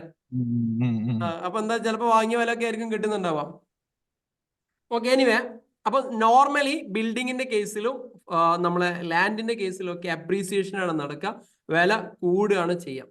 അപ്പൊ ഇതിന്റെ നേരെ ഓപ്പോസിറ്റ് അപ്രീസിയേഷൻ എന്ന് പറയുമ്പോൾ നമ്മളെ സംബന്ധിച്ചിടത്തോളം അതെന്താണ്?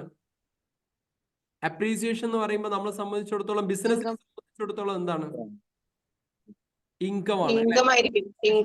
ബിസിനസിനെ സംബന്ധിച്ചിടത്തോളം ഇൻകം ആണ്. നമ്മൾ പ്രതീക്ഷിക്കാത്ത വരുമാനം കിട്ടുകയാണ് അല്ലെ, ഭൂമിയൊക്കെ വാങ്ങിയിടുന്ന സമയം. ഇത് അപ്രീസിയേഷൻ എപ്പോഴാണ് സാധാരണ രീതിയിൽ ഉണ്ടാക്കുക, അല്ലെങ്കിൽ വില കൂട്ടിക്കാണിക്കുക എപ്പോഴാണെന്ന് ഇരിക്കാം. ഉദാഹരണം, ഞാനൊരു കമ്പനിയിൽ വർക്ക് ചെയ്തിട്ടുണ്ടായിരുന്നു. അപ്പോൾ ആ കമ്പനിക്ക് അത്യാവശ്യം 2 ഏക്കർ ഭൂമിയുണ്ട്, അത്യാവശ്യം സ്ഥലം ഏരിയകളൊക്കെ ഉണ്ട്.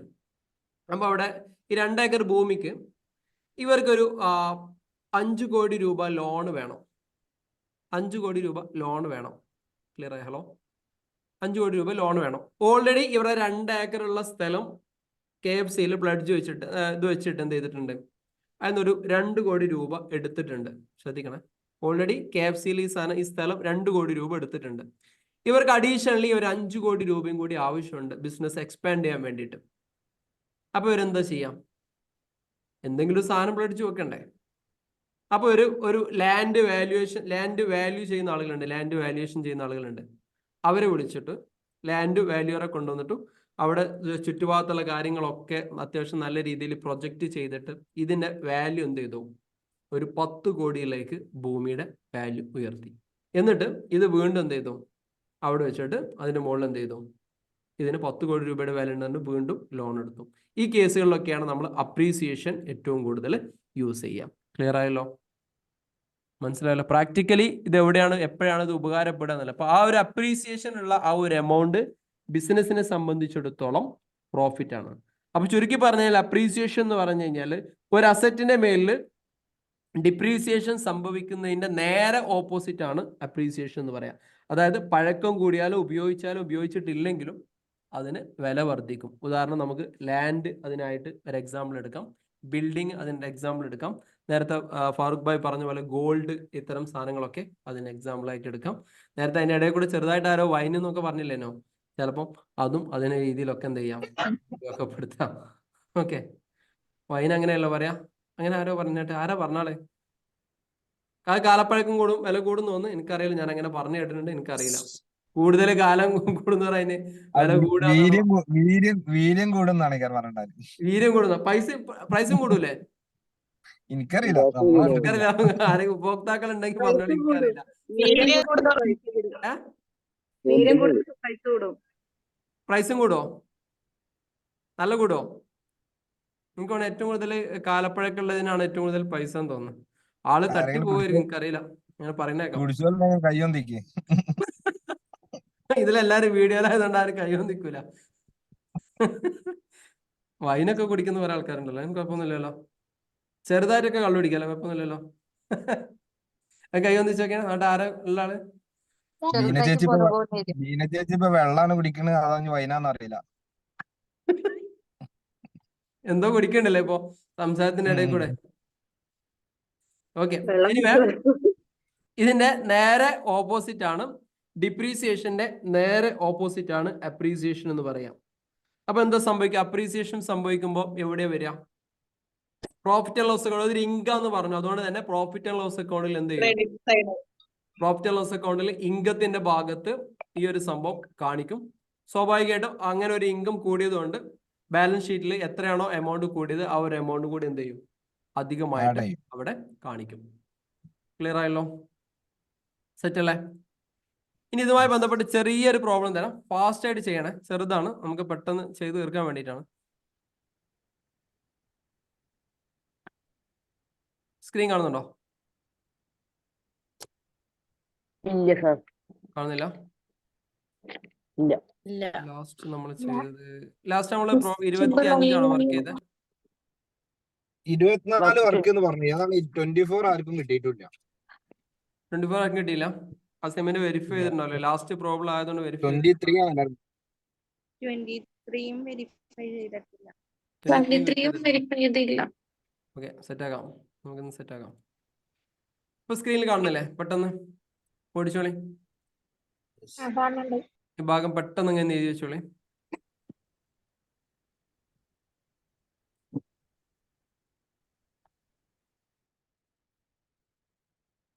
ഈ മുകളിലെ ഭാഗം ആദ്യം എഴുതി വെക്കാം. എന്നിട്ട് താഴത്തെ ഭാഗം കാണിച്ചു തരാം.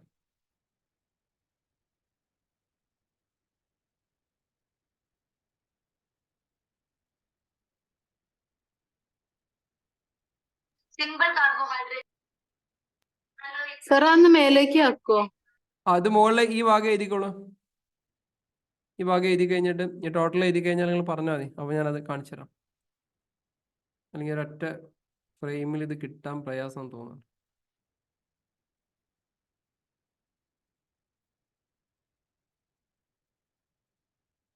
ഓക്കെ അല്ലേ?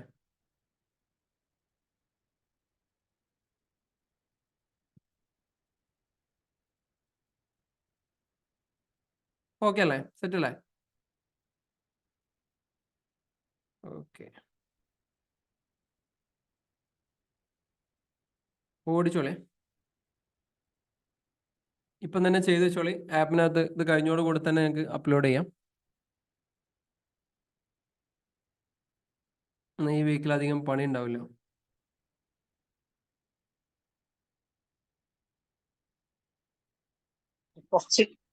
കുറച്ച് നല്ല പണിയാ 2 ആഴ്ചയായിട്ട് കിട്ടിയത്. എന്ത് പണി? വർക്കേ അസൈൻമെന്റ്. എങ്ങനെ? നല്ല അസൈൻമെന്റ്, നല്ല ടൈറ്റ് വർക്കായിരുന്നു. കുറച്ച് പണിയാട്ടെ, കുറച്ച് സ്പീഡാക്കാൻ വേണ്ടിട്ടേ.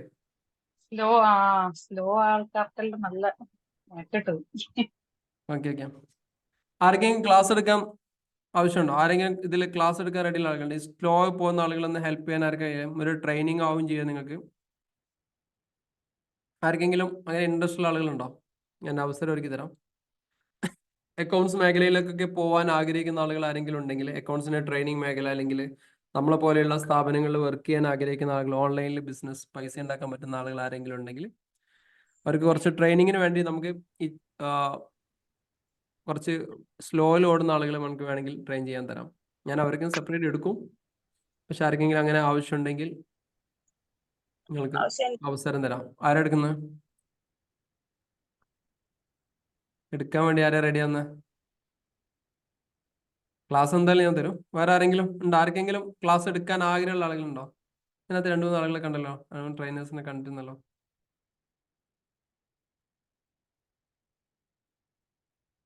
ആഗ്രഹമുണ്ടോ? ഫാറൂഖ് ഭായിക്ക് എടുക്കണോ? ഫാറൂഖ് ഭായിക്ക് സമയമാണ് പ്രശ്നം അല്ലേ? പൂതിയുണ്ട്, പക്ഷെ സമയം പ്രശ്നമാണ് അല്ലേ? വേറെ പറഞ്ഞിരുന്നില്ലേ പിന്നെ കുറച്ച് ലെവൽ കുറഞ്ഞ ആൾക്കാർക്ക് ഒരു ക്ലാസ് എടുക്കാം. ഒരു ക്ലാസ് എടുത്തിരുന്നു. അതിന്റെ രണ്ടാമത്തെ ക്ലാസ് എടുത്തില്ല. ഒരു ക്ലാസ് യൂട്യൂബിനകത്ത് ഉണ്ടല്ലോ. അത് കണ്ടു. അത് കണ്ടല്ലേ? അതിന്റെ ഒരു ലെവൽ ഒരു ക്ലാസ്സും കൂടി സ്റ്റാർട്ടുള്ള ആൾക്കാർക്ക്, ബേസ് ഇല്ലാത്ത ആൾക്കാർക്ക് കൊടുക്കാന്ന് പറഞ്ഞത്. സെറ്റ്. അത് തരാം. അത് എനിക്ക് ആരെങ്കിലും ഇതിനകത്ത് എടുക്കാൻ റെഡിയുള്ള ആരെങ്കിലും ഉണ്ടെങ്കിൽ ഞാൻ അവർക്ക് കൊടുക്കാം. മനസ്സിലായില്ലെങ്കിൽ ഞാൻ തന്നെ എടുക്കും. ആ ക്ലാസ് ഓക്കെ അല്ലേ? അന്ന് ബേസ് എടുത്ത ക്ലാസ് ഓക്കെ അല്ലേ? അതെ. ക്ലാസ് എങ്ങനെ കിട്ടുക? ആ ക്ലാസ് അവിടെ യൂട്യൂബിനകത്ത് ഇട്ടിട്ടുണ്ടല്ലോ. ആ ഗ്രൂപ്പിനകത്ത് ആരെങ്കിലും ഒന്ന് പോസ്റ്റ് ചെയ്താൽ മതി. ആ ഒരു അക്കൗണ്ട്സ് ഇല്ലാത്ത ആളുകൾക്കും കണ്ട് ഞാൻ ഒരു അങ്ങനെ എന്തോ ഒരു സാധനം ഇട്ടെന്ന് തോന്നുന്നുണ്ട്. കോമേഴ്സ് അല്ലാത്ത ആളുകൾക്കും അങ്ങനെ എന്തോ ഒരു ഹെഡിങ് ആണ് തമ്മിൽ ഇട്ടെന്ന് തോന്നുന്നുണ്ട്. അതൊന്ന് ഗ്രൂപ്പിൽ ഇട്ടാ നന്നായിരുന്നു. Okay okay okay. നിങ്ങൾ ഇപ്പോൾ എവിടെയുള്ള ഇവിടെയുള്ള ഞാൻ വീട്ടില് മലപ്പുറത്ത്. ആ വീട്ടിൽ നിന്ന് അയക്കുന്നത്. നിങ്ങൾ അതെ. നാട്ടിലെത്തിയോ? മറ്റാള് മൊയ്തീനാണ്. ആ മാറി മാറി, അനിയനാ. സോറി നിങ്ങൾ ജ്യേഷ്ഠനല്ലേ? നിങ്ങൾ രണ്ടാളും ഒരേ ഫേസ് ആയതുകൊണ്ടേ. ഞാൻ അനിയനാ. Okay okay. നിങ്ങൾ പിന്നെ അബ്ദുസ്സലാം മലപ്പുറം എന്നൊക്കെ ഇരിക്കുന്നു. നിങ്ങൾ വയനാടല്ലേ? ഞാനും മലപ്പുറം തന്നെയാ. കോളേജിന്റെ ബേക്കിലാ വീട്. അവിടെ അല്ലേ? കോളേജിന്റെ വെക്കിൽ അല്ലേ? കോളേജിന്റെ ബേക്കിൽ. നമ്മൾ ആ ട്രെയിനിങ് എടുത്ത കോളേജിന്റെ വെക്കിൽ അല്ലേ? അതെ അതെ അതെ അതെ. Fine.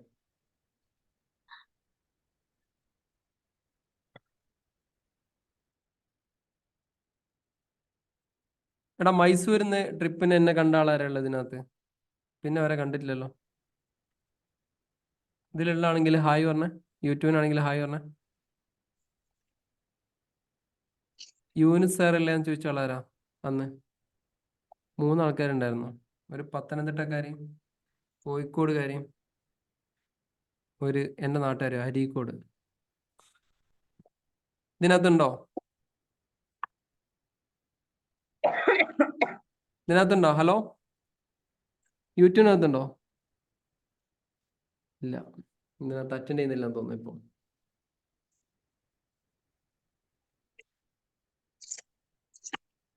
ഓടിച്ച് ചെയ്യേ, ബട്ടൺ ചെയ്തോളൂ.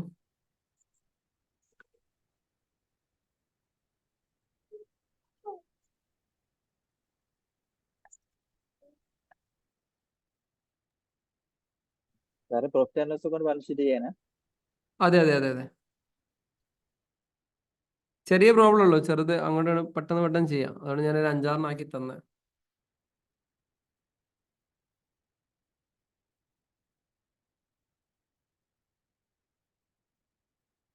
ഇപ്പൊ ചെയ്ത് കഴിഞ്ഞാൽ പിന്നെ നമുക്ക് അസൈൻമെന്റ് നേരെ അങ്ങ് അപ്ലോഡ് ചെയ്താൽ മതി. സമയം ഒരുപാട് കളയണ്ട അതിന് വേണ്ടിയിട്ട്. പിന്നെ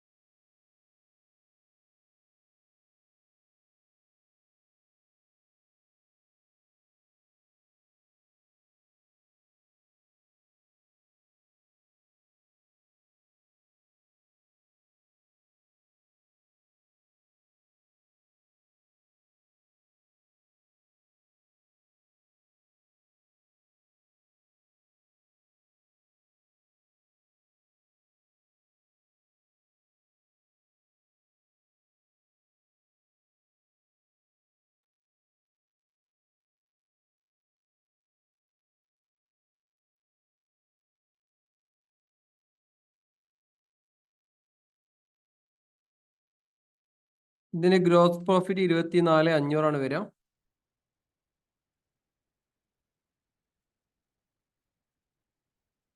നെറ്റ് പ്രോഫിറ്റ് 20,200 വരും.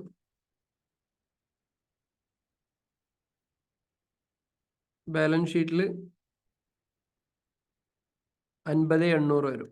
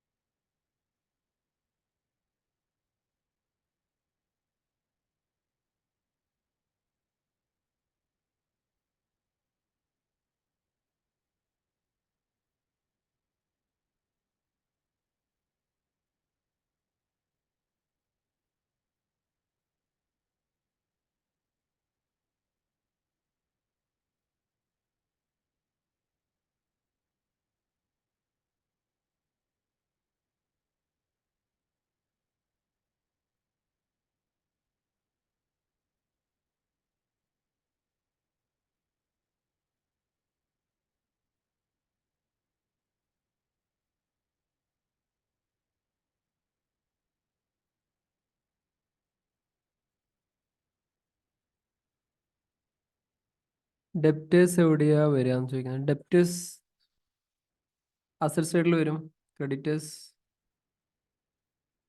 ലയബിലിറ്റി സൈഡിലും വരും. ഡെപ്റ്റേഴ്സ് എന്ന് പറയുമ്പോൾ നമുക്ക് കിട്ടാനുള്ള പൈസ അസറ്റ് സൈഡിൽ വരും. ക്രെഡിറ്റേഴ്സ് എന്ന് പറയുമ്പോൾ കൊടുക്കാനുള്ള പൈസ നേരെ ഓപ്പോസിറ്റ് ഭാഗത്ത് വരും.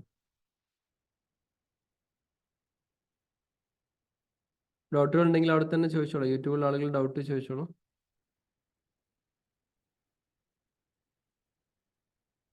ബിസിനസ് പ്രെമിസസ് എന്ന് പറഞ്ഞാൽ എന്താണ്? Business premises ഇതിനകത്തുണ്ടോ?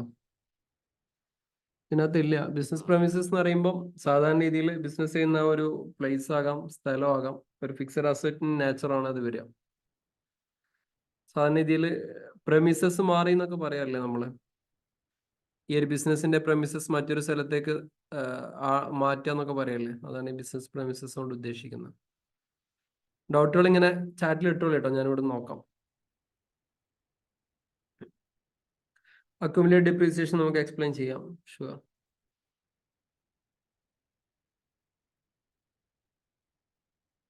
ഡിപ്രീസിയേഷന്റെ ഡിഫറെന്റ് ആയിട്ടുള്ള കേസുകൾ നമ്മൾ പ്രാക്ടിക്കലി നമ്മൾ പഠിക്കും. ഫ്ലാറ്റ് റേറ്റ്, ഡിമിഷൻ റേറ്റ്, ഇൻകം ടാക്സിൽ അത് എങ്ങനെയാണ് കാണിക്കുന്നത്, MNC കമ്പനികൾ അവരുടെ സ്റ്റോക്കുകൾ ഒഴിവാക്കുന്നത്, അതുമായി ബന്ധപ്പെട്ടുള്ള കാര്യങ്ങളൊക്കെ നമ്മൾ പഠിക്കും. അവിടെ വിശദമായിട്ട് പറയും. അൺഏൺഡ് കമ്മീഷൻ എന്ന് പറഞ്ഞു കഴിഞ്ഞാൽ യൂട്യൂബിൽ ചോദിച്ച അൺഏൺഡ് കമ്മീഷൻ എന്ന് പറയുമ്പോൾ അൺഏൺഡ് നമ്മൾ ഏൺ ചെയ്യാത്ത പൈസയാണ് അൺഏൺഡ് കമ്മീഷൻ എന്ന് പറയാം. നമ്മൾ കിട്ടേണ്ട സമയത്തിന് മുമ്പേ കിട്ടിയിട്ടുള്ള കമ്മീഷനെയാണ് നമ്മൾ അൺഏൺഡ് കമ്മീഷൻ എന്ന് പറയാം. ഓൾറെഡി നമുക്ക് കിട്ടേണ്ട കമ്മീഷൻ 2000 രൂപയാണ്. ഒരു 100 രൂപയും കൂടി അധികം കിട്ടി. അതാണ് ഈ പ്രോബ്ലത്തിനകത്ത് പറയുന്ന അൺഏൺഡ് കമ്മീഷൻ.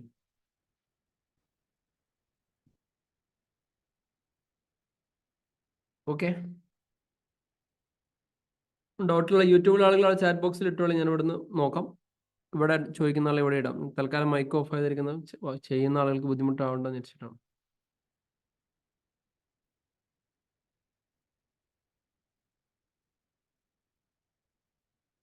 GP കിട്ടിയ ആളുകൾ എത്ര ആളുകളുണ്ട്? ഗ്രോസ് പ്രോഫിറ്റ് സെറ്റ് ആയ ആളുകൾ ഒന്ന് ടൈപ്പ് ചെയ്തേ. GP സെറ്റ് ആണെന്ന് ടൈപ്പ് ചെയ്തേ. GP ഓക്കെ എന്ന് ടൈപ്പ് ചെയ്തോളൂ. ഓക്കെ, ഒരുപാട് ആൾക്ക് GP കിട്ടിയിട്ടുണ്ട്. സെറ്റ് ഓക്കെ, GP ഓക്കെ ആണ്. നെറ്റ് പ്രോഫിറ്റ് ഓക്കെ ഉള്ള ആളുകൾ ഒന്ന് ടൈപ്പ് ചെയ്തോളൂ. യൂട്യൂബിനകത്തുള്ള ആളുകൾ അവിടെ തന്നെ ടൈപ്പ് ചെയ്തോളൂ.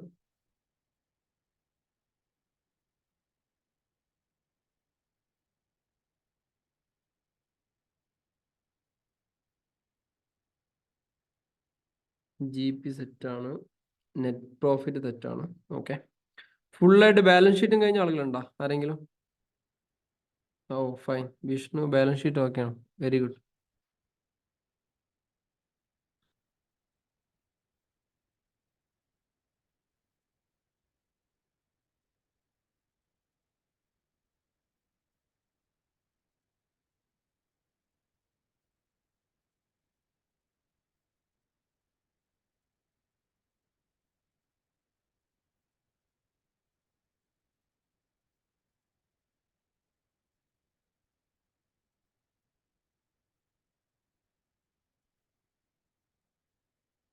ഈ പ്രോബ്ലം എല്ലാവരും എഴുതി കഴിഞ്ഞല്ലേ?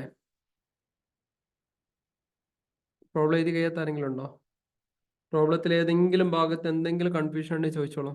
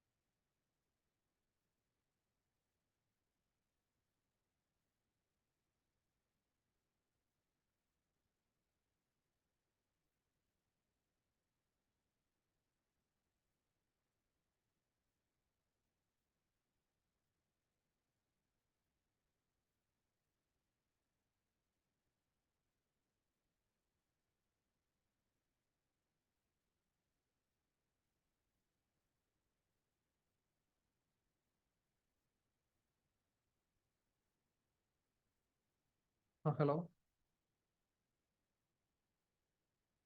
Yeah. So I am not sure if I will call back inshallah.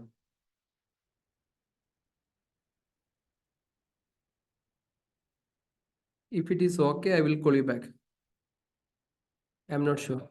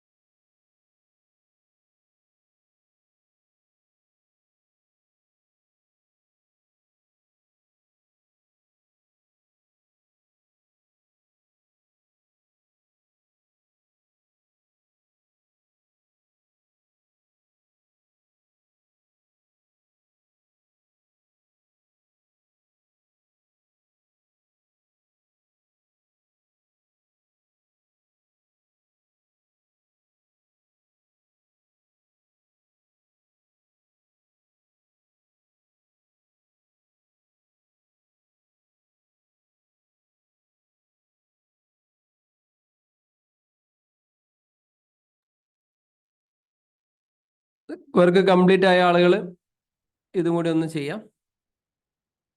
ചെറിയ വർക്കുള്ളൂ. ഇതും പെട്ടെന്ന് നോട്ടിൽ എഴുതി വെക്കണേ.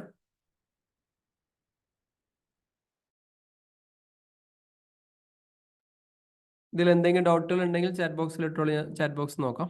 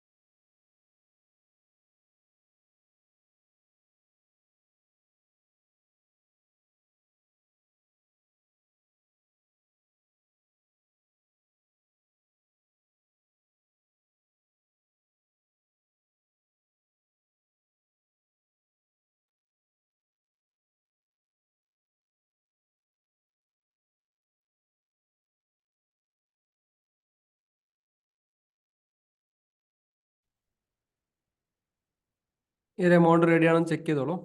Gross profit, net profit, balance sheet.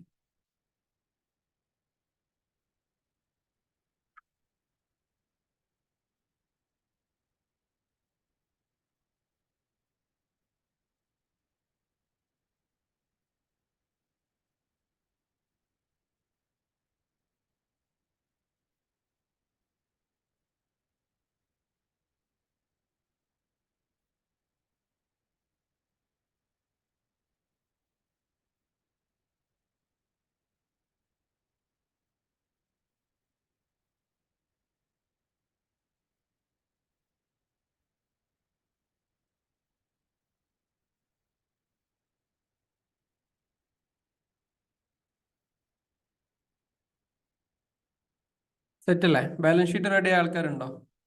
Shafeer okay അല്ലേ? സെറ്റ് അല്ലേ ബാലൻസ് ഷീറ്റ് അടക്കമുള്ള? ഷഫീർ എവിടെയാ സ്ഥലം? ഷഫീർ നല്ല പരിചയമുള്ളവരുണ്ടല്ലോ. ഷഫീറ? കോഴിക്കോട് ജില്ലയിൽ കൊയിലാണ്ടി. കൊയിലാണ്ടില്ല? ഓക്കെ. നൗഫൽ ആരാ? Naufal Muhammad Naufal. Task TASK BL AM F2 2399 ഒക്കെ എന്താ? സാറേ ഞാനാണ്. ആരാ? ഞാനാണ്. ഞാനാണ് പറഞ്ഞാല് ഒരു മിനിറ്റ് വീഡിയോ വീഡിയോയിൽ വന്നാൽ മതി. അപ്പൊ ഓക്കെ. ആ നൗഫൽ. ഓക്കെ, കാലിക്കറ്റിലല്ലേ? ഓക്കെ. അതെ. കഴിഞ്ഞോ? ക്ലാസ് ചെയ്യാനായോ? തീരാറായിട്ടില്ല സാറേ. GST ആയതുള്ളൂ. GST registration ആയതുള്ളൂ.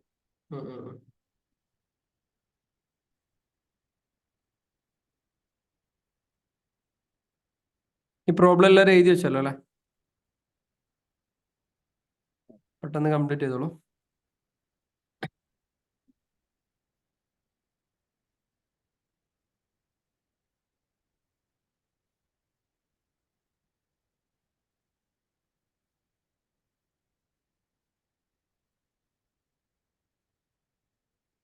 സാറേ ഡൗട്ട് ചോദിച്ചോട്ടെ? സാറേ ഡിപ്രിസിയേഷൻ ഉള്ളത്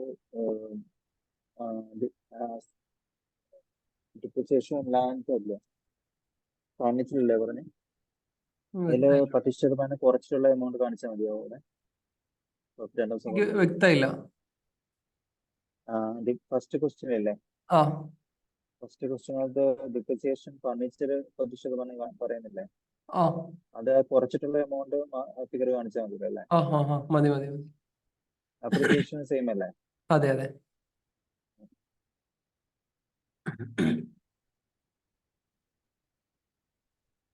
സൂമിൽ ലെഫ്റ്റ് ആയ ആളുകൾക്ക് പിന്നീട് കയറാൻ പറ്റിയിട്ടില്ല അല്ലേ? കുറച്ച് ആളുകൾ പെൻഡിങ്ങിലായി തോന്നുന്നല്ലേ?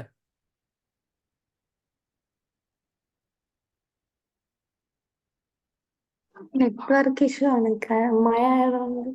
മഴ എല്ലായിടത്തും ഉണ്ട്, നമുക്കറിയാം.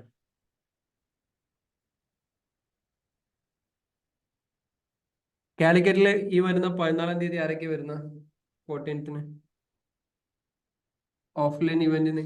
ആരെങ്കിലും സ്വന്തമായിട്ട് വീട്ടിലിരുന്നുകൊണ്ട് വരുമാനം ഉണ്ടാക്കാൻ ആഗ്രഹിക്കുന്ന ആരെങ്കിലും ഉണ്ടോ? വീട്ടിലിരുന്ന് പൈസ ഉണ്ടാക്കാൻ ആഗ്രഹിക്കുന്ന എത്ര ആളുകളുണ്ട്?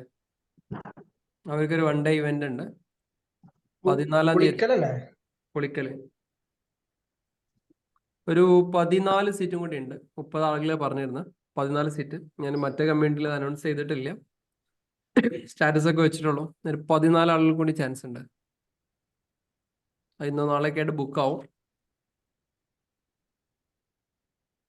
ആരാ വരുന്നത്? പങ്കെടുക്കുന്ന ആരെങ്കിലും ഉണ്ടോ? എല്ലാവരും വരേണ്ട ആവശ്യമില്ല. വീട്ടിലിരുന്ന് കുറച്ച് ഇപ്പൊ സ്ത്രീകളായെങ്കിലും ഒരു വരുമാന മാർഗം. ഇപ്പൊ ഏറ്റവും കൂടുതൽ ഡിജിറ്റൽ മേഖലയിൽ പൈസ ഉണ്ടാക്കുന്ന ആളുകളുടെ എണ്ണം കൂടിക്കൊണ്ടിരിക്കുക. ഡിജിറ്റൽ മേഖലയിൽ ഇതെല്ലാവർക്കും ഉണ്ടാക്കാൻ പറ്റും വെച്ചാൽ എല്ലാവർക്കും ഉണ്ടാക്കാൻ പറ്റും. വീട്ടിലിരുന്നുകൊണ്ട് തന്നെ ഉണ്ടാക്കാൻ പറ്റും. നമുക്കൊരു എന്തെങ്കിലും ഒരു കഴിവ് വേണം. അതിനെ പൈസ എങ്ങനെ ഉണ്ടാക്കുക എന്നുള്ളത് നമ്മളവിടെ പഠിപ്പിക്കും. നമ്മളെ കയ്യിലുള്ള ചിലക്ക് ചിത്രം വരയ്ക്കുന്നതായിരിക്കാം. ചിത്രം വരയ്ക്കുന്നതിനെ ഒരു മണി മേക്കിംഗ് മെഷീനാക്കി മാറ്റാം. പ്രൊഡക്റ്റ് സെല്ലിംഗ് ആയിരിക്കാം. ചിലപ്പോൾ അക്കൗണ്ട്സിന്റെ നോളജ് ആയിരിക്കാം. ചിലപ്പോൾ പുറത്തുള്ള അക്കൗണ്ട്സിന്റെ വർക്കുകൾ ചെയ്തിട്ട് പൈസ ഉണ്ടാക്കാൻ പറ്റുന്നതായിരിക്കാം. ഇതിന്റെ എല്ലാം ഒരു ബേസ്മെന്റ് നമ്മൾ അവിടെ പഠിപ്പിക്കും. അത് നമ്മളൊരു ബ്രാൻഡായിട്ട് എങ്ങനെയാണത് ചെയ്യേണ്ടതെന്നുള്ളത്. ഒന്ന് അക്കൗണ്ട്സ് ഒക്കെ പഠിക്കുന്ന ആളുകൾക്ക് അത് ഉപകാരപ്പെടും. വീട്ടിലിരുന്നുകൊണ്ട് തന്നെ പൈസ ഉണ്ടാക്കാൻ പറ്റുന്ന ആളുകൾക്ക് അത് ഉപകാരമായിരിക്കും.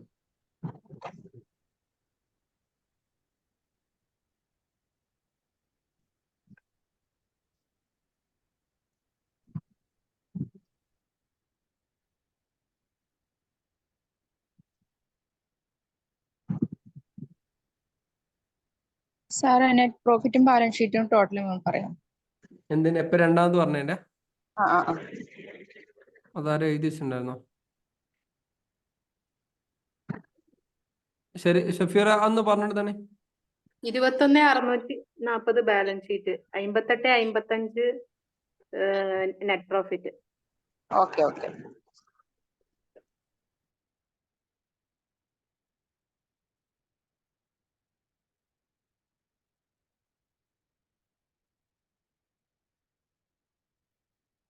ഈ സൂമിൽ നിന്ന് ഇറങ്ങിയ ആൾക്ക് വീണ്ടും കയറാൻ പറ്റുന്നില്ല ഒന്നല്ലേ? കുറച്ച് ആളുടെ മെസ്സേജസ് ഒക്കെ അവിടെ ഇവിടെ കാണുന്നുണ്ട്. ഓക്കെ, എല്ലായിടത്തും പ്രോബ്ലം കംപ്ലീറ്റ് ആയോ?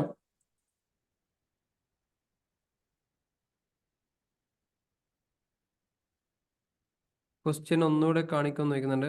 Button screenshot അടിച്ചോളൂ. ക്വസ്റ്റ്യൻ വേണ്ട ആള് ഇത് ഞാൻ ആപ്പിനകത്ത് ഓൺ അക്കാദമിയുടെ ആപ്പിനകത്ത് സബ്മിറ്റ് ചെയ്യും. ഇതിന്റെ ആൻസർ നിങ്ങൾ അവിടെ സബ്മിറ്റ് ചെയ്യണം. ഇപ്പൊ ചെയ്ത വർക്ക് അതേപോലെ സബ്മിറ്റ് ചെയ്യണം.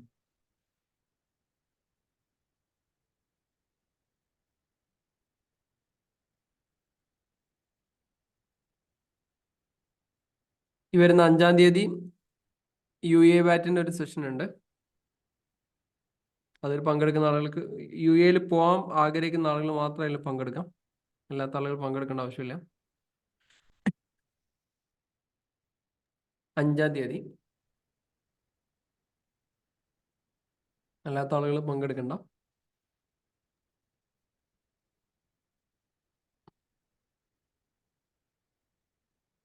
അത് ലൈവാ? അത് ലൈവാണ്.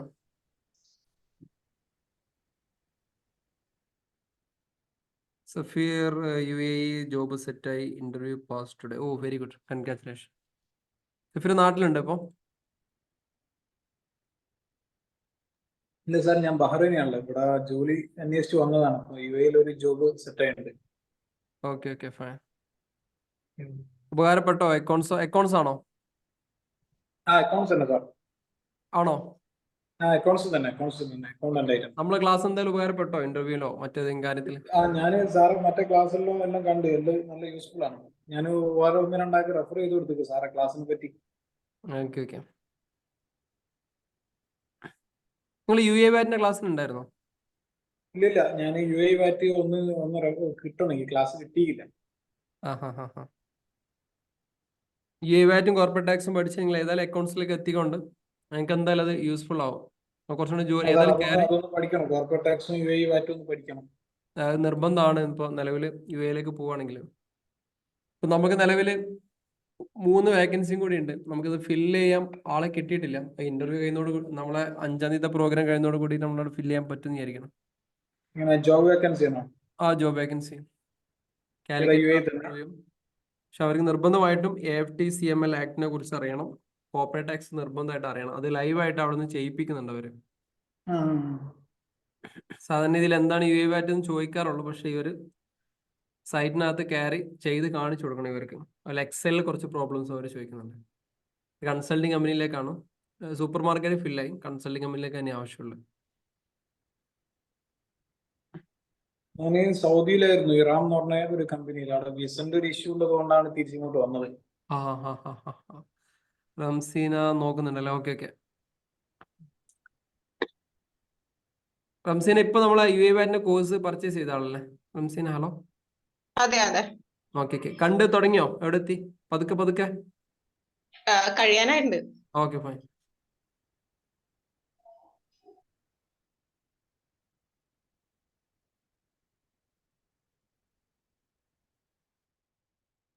ഗൾഫിൽ പോകുന്ന UAE പോകുന്ന ആളുകൾ നിർബന്ധമായിട്ടും UAVAT-ഉം കോർപ്പറേറ്റ് ടാക്സും പഠിക്കാണ്ട് പോരുത്. എന്തായാലും ബുദ്ധിമുട്ടാവും അവിടെ എത്തിക്കഴിഞ്ഞാൽ. ഓക്കെ, ഇനി നമുക്ക് 2 പോയിന്റും കൂടി ഡിസ്കസ് ചെയ്യാം. Interest on capital, interest on drawings. Bad ഡെപ്റ്റും കാര്യങ്ങളും നമ്മൾ അവിടെ വെച്ചിട്ട് നമ്മൾ അതിലേക്ക് പോകുന്നത്. Interest on capital, interest on drawings. എന്താണ് ഇൻട്രസ്റ്റ് ഓൺ ക്യാപിറ്റൽ?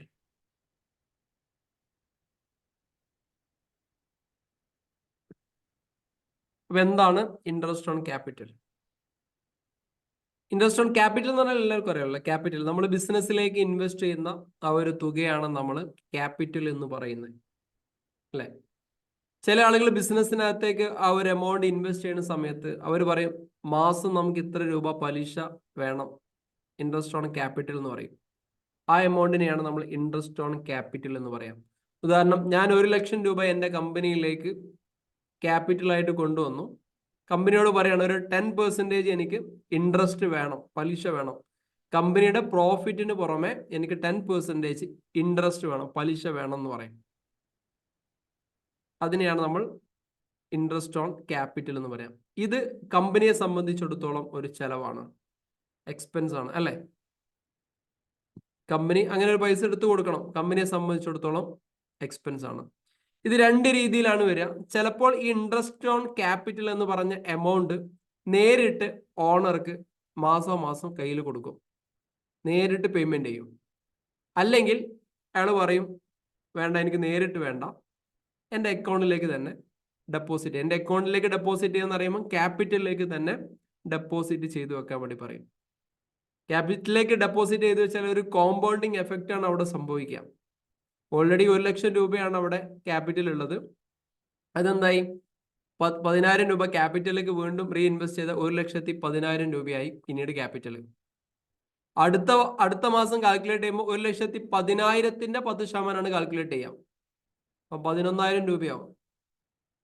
1,21,000 രൂപയാവും അടുത്തതിൽ. പിന്നീട് അടുത്ത കാൽക്കുലേഷൻ എന്തായിരിക്കും? 1,21,000 രൂപേന്റെ 10% ആയിരിക്കും. മനസ്സിലായോ? ഈ രീതിയിൽ എന്ത് ചെയ്യണ്ട, ഇൻട്രസ്റ്റ് ഓൺ ക്യാപിറ്റൽ കൂടി വരാറുണ്ട്. അല്ലെങ്കിൽ ഓരോ മാസം എന്ത് ചെയ്യും, ആ മാസം നേരിട്ട് ക്യാഷ് ആയിട്ടോ ബാങ്ക് ആയിട്ടോ നേരിട്ട് ചെയ്യും. ഇത് ഏത് രീതിയിൽ സംഭവിക്കുകയാണെങ്കിലും കമ്പനിയെ സംബന്ധിച്ചിടത്തോളം ആ ഒരു ചെലവാണ്, എക്സ്പെൻസ് ആണ്, ഇൻഡയറക്റ്റ് എക്സ്പെൻസ് ആണ് എന്ന് മനസ്സിലാക്കാം. അപ്പൊ ഇൻട്രസ്റ്റ് ഓൺ ക്യാപിറ്റൽ എന്ന് പറയുന്നത് ക്യാപിറ്റലിന്റെ മുകളിൽ വരുന്ന പലിശയാണ് നമ്മൾ ഇൻട്രസ്റ്റ് ഓൺ ക്യാപിറ്റൽ എന്ന് പറയാം. അതായത് ആരാണോ ക്യാപിറ്റൽ കൊണ്ടുവന്നത് അയാൾ കൊണ്ടുവന്ന ക്യാപിറ്റലിന്റെ ഒരു നിശ്ചിത ശതമാനം പലിശ അയാളുടെ അക്കൗണ്ടിൽ ഇങ്ങനെ വർദ്ധിച്ചു കൊണ്ടുവരും. ഇതിനെയാണ് നമ്മൾ ഇൻട്രസ്റ്റ് ഓൺ ക്യാപിറ്റൽ എന്ന് പറയാം. രണ്ട് രീതിയിലാണ്. ചില സമയത്ത് ഇൻസ്റ്റന്റ് ആയിട്ട് ആ ഒരു എമൗണ്ട് അയാൾക്ക് പേയ്മെന്റ് ചെയ്യും, അല്ലെങ്കിൽ അയാളുടെ അക്കൗണ്ടിൽ എന്ത് ചെയ്യും, ഇത് ക്രെഡിറ്റ് ചെയ്യും. ക്ലിയർ ആണല്ലോ? അപ്പം ഇൻട്രസ്റ്റ് ഓൺ ക്യാപിറ്റൽ എക്സ്പെൻസ് ആയതുകൊണ്ട് തന്നെ പ്രോഫിറ്റ് ആൻഡ് ലോസ് അക്കൗണ്ടിൽ എക്സ്പെൻസിന്റെ ഭാഗത്താണ് ഇത് കാണിക്കാം.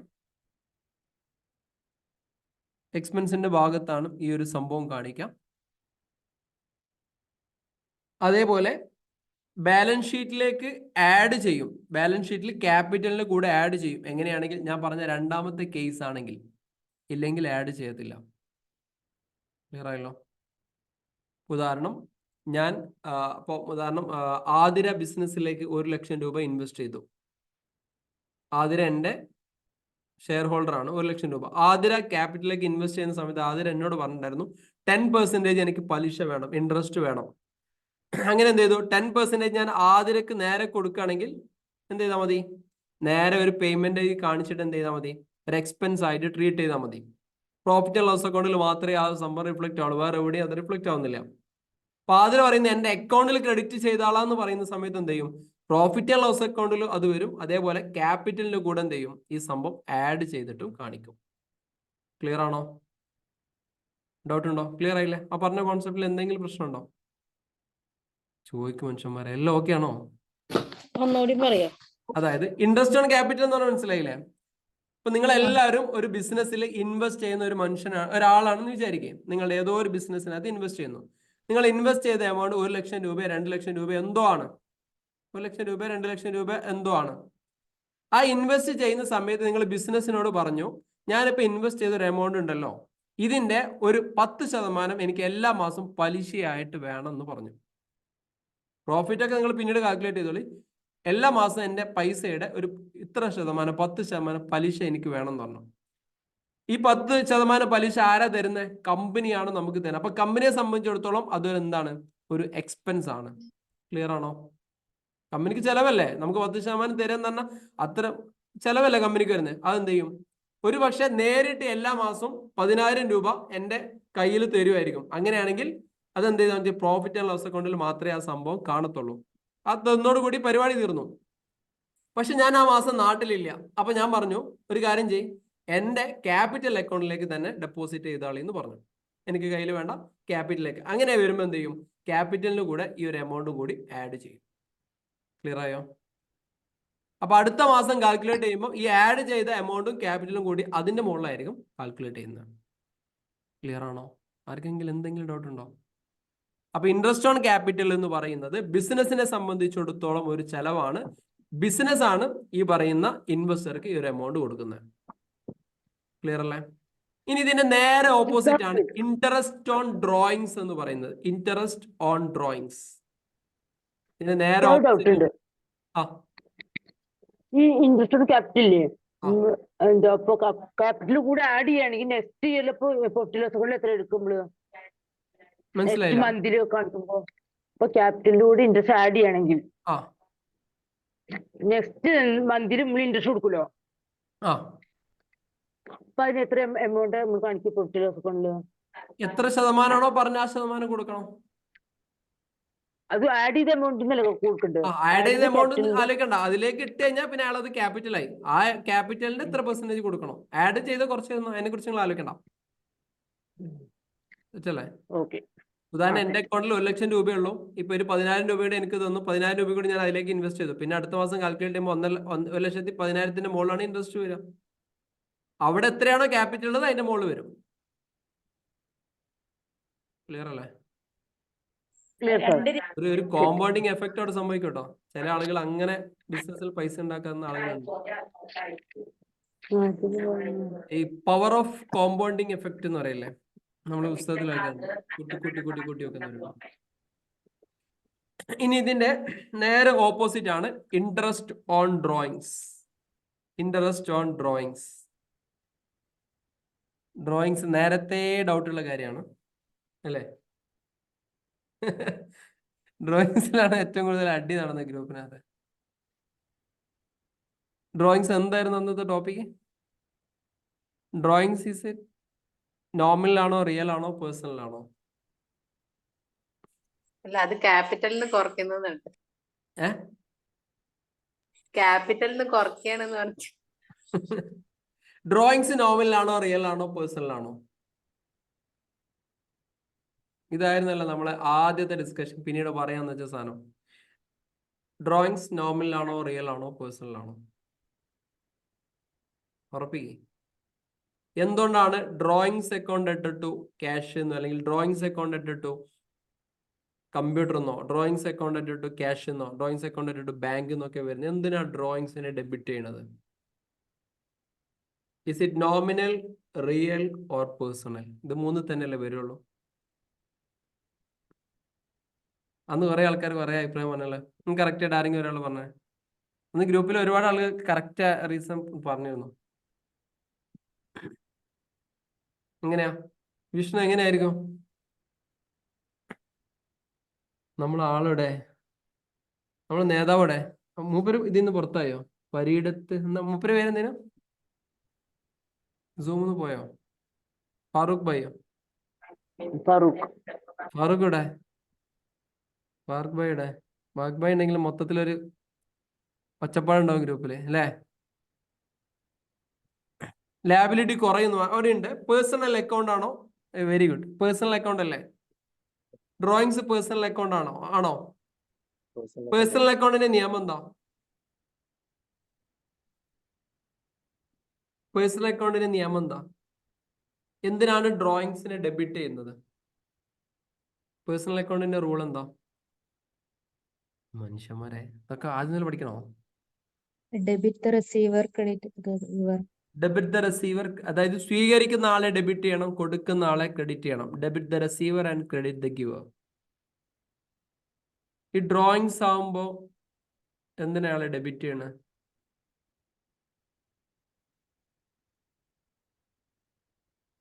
പറഞ്ഞോളേ, മൈക്ക് അൺമ്യൂട്ട് ചെയ്തങ്ങ് പറഞ്ഞോളേ.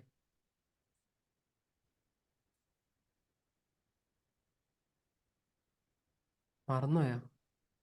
എങ്ങനായാലും കിട്ടാനുള്ളതായതുകൊണ്ടാ. അയാൾ എന്തിനാണ് ഡെബിറ്റ് ചെയ്യണം? ഡ്രോയിങ്സിന് എന്തിനാ ഡെബിറ്റ് ചെയ്യണമെന്ന് മാത്രം കിട്ടിയാണ്. അവര് ആ ലാബിലിറ്റി പൈസ കുറക്കാൻ വിഡ്രോ വേണ്ടിയിട്ട്. പിന്നെ ചെയ്യല്ലേ, ഏഹ് പൈസ വിഡ്രോ ചെയ്യല്ലേ, അവിടെ ഡെബിറ്റ് അല്ലേ വരിക. വിഡ്രോ ചെയ്യുമ്പോൾ കമ്പനിയെ സംബന്ധിച്ച് പൈസ വിഡ്രോ ചെയ്യുമ്പോൾ ഓക്കെ, അതുകൊണ്ട് ക്രെഡിറ്റ് ചെയ്തു, പൈസനെ ക്രെഡിറ്റ് ചെയ്തു. ഡ്രോയിങ്സ് അക്കൗണ്ട് ടു ക്യാഷ്, ക്യാഷിനെ ക്രെഡിറ്റ് ചെയ്തു. ഡ്രോയിങ്സിന് എന്തിനാ ഡെബിറ്റ് ചെയ്തു? കമ്പനിയെ സംബന്ധിച്ചിടത്തോളം ഇത് എക്സ്പെൻസ് ആണ്. കമ്പനിയെ സംബന്ധിച്ചിടത്തോളം ഡ്രോയിങ്സ് എക്സ്പെൻസ് അല്ലല്ലോ. അല്ല, ഒരു പേഴ്സൺ അല്ലേ, കമ്പനി വേറെ ആ ഒരു കോൺസെപ്റ്റ് ചിന്തിക്കാം. ഇതിനാണ് ഞാൻ അന്ന് ഒരു പ്രൊപ്പറേറ്റർഷിപ്പിന്റെ പേര് പറഞ്ഞപ്പം, പ്രൊപ്പറേറ്റർഷിപ്പിന്റെ പേര് പറഞ്ഞ സമയത്ത് ആരോ പറഞ്ഞില്ല പേര് എഴുതണോ വേണ്ടോ എന്ന് ചോദിച്ചില്ലേ നിങ്ങൾക്ക്? ഒന്ന് പേര് എഴുതണോ വേണ്ടേ? കമ്പനി വേറെ, അതൊരു ഇൻഡിവിജ്വൽ കമ്പനി ആണെങ്കിലും. അപ്പം ഡ്രോയിങ്സ് എന്ന് പറയുമ്പോൾ റംസീനയാണ് ഡ്രോയിങ്സ് ചെയ്തെങ്കിൽ റംസീനാസ് ഡ്രോയിങ്സ് എന്ന് തന്നെ എഴുതണം. Adhira's drawings, Shafi's drawings, Omer's drawings. Capital കൊണ്ടുവരുമ്പോൾ അങ്ങനെ തന്നെ എഴുതണം. അങ്ങനെ വന്നു കഴിഞ്ഞാലേ നിങ്ങൾക്ക് അതിനെ എന്ത് ചെയ്യാൻ പറ്റുള്ളൂ? പേഴ്സണൽ അക്കൗണ്ട് ആയിട്ട് ട്രീറ്റ് ചെയ്യാൻ വേണ്ടി പറ്റുള്ളൂ. അപ്പൊ ഡ്രോയിങ്സ് എന്ന് പറയുമ്പോൾ കമ്പനിയിൽ നിന്ന്, ഉദാഹരണം ശ്രദ്ധിക്കണേ, കമ്പനിയിൽ നിന്ന് 1,00,000 രൂപ കമ്പനിയിലുണ്ട്. ഈ കമ്പനി 1,00,000 രൂപ റംസീനാസ് ഡ്രോയിങ്സ്, റംസീന എന്താണ് കൊണ്ടുപോവാണ്. ഇവിടെ സ്വീകരിക്കുന്ന ആളാരാ?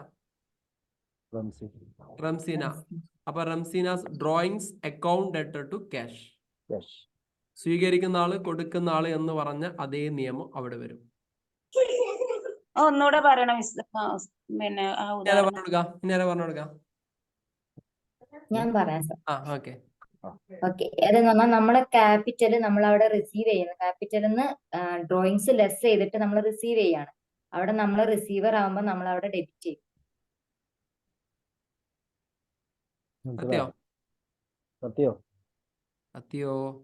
കിട്ടിയിട്ടില്ലാന്ന് തോന്നുന്നു. കത്തിയില്ലെന്ന് തോന്നല്ല, അതാ മിണ്ടാണ്ടിരിക്കുന്നത്.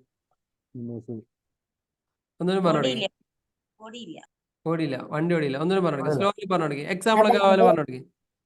ഞാനൊരു 10,000 രൂപ ക്യാപിറ്റൽ ഇൻവെസ്റ്റ് ചെയ്തിട്ട് അതൊന്ന് ഞാൻ 1000 രൂപ അതായത് അരുണിമ ആദ്യം എന്ത് ചെയ്തു? ഒരു ക്യാപിറ്റലിലേക്ക് കൊണ്ടുപോയി. അപ്പൊ അരുണിമാസ് ക്യാപിറ്റൽ ബിസിനസ് കൊണ്ടുവന്നു. അപ്പൊ എവിടെ കൊണ്ടുപോകും? ക്രെഡിറ്റ് കൊണ്ടുപോകും. എന്തുകൊണ്ടാ? അതെ, ഞാൻ ഇൻവെസ്റ്റ് ചെയ്യാണ്. ഞാൻ അവിടെ ഇൻവെസ്റ്റ് ചെയ്യാണ്. പേഴ്സണൽ നിയമത്തിന്റെ പ്രകാരം സ്വീകരിക്കുന്ന ആളാണോ കൊടുക്കുന്ന ആളാണോ? അരുണിമ കൊടുക്കുന്ന ആളായതുകൊണ്ട് അരുണിമൻ എന്ത് ചെയ്തു?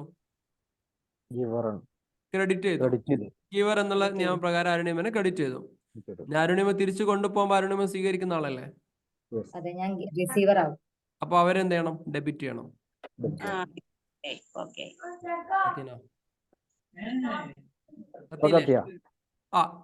ഇനി നോക്കിയാ ഈ ഇൻട്രസ്റ്റ് ഓൺ ഡ്രോയിങ്സ് വരാം. ഇനി അതിനകത്ത് ഇനി കുറച്ചും കൂടി കാര്യങ്ങൾ പറയാനുണ്ട്. അത് നമുക്ക് അടുത്ത ഇതിലേക്ക് മാറ്റി വെക്കാം. നിങ്ങൾ അങ്ങനെ ഫുള്ള് പറയണ്ട, അടുത്തതിലേക്ക് മാറ്റി വെക്കാം. ഇപ്പൊ പേഴ്സണൽ ആണ്, നോർമൽ ആണ്, റിയൽ ആണെന്ന് കിട്ടിയില്ലേ?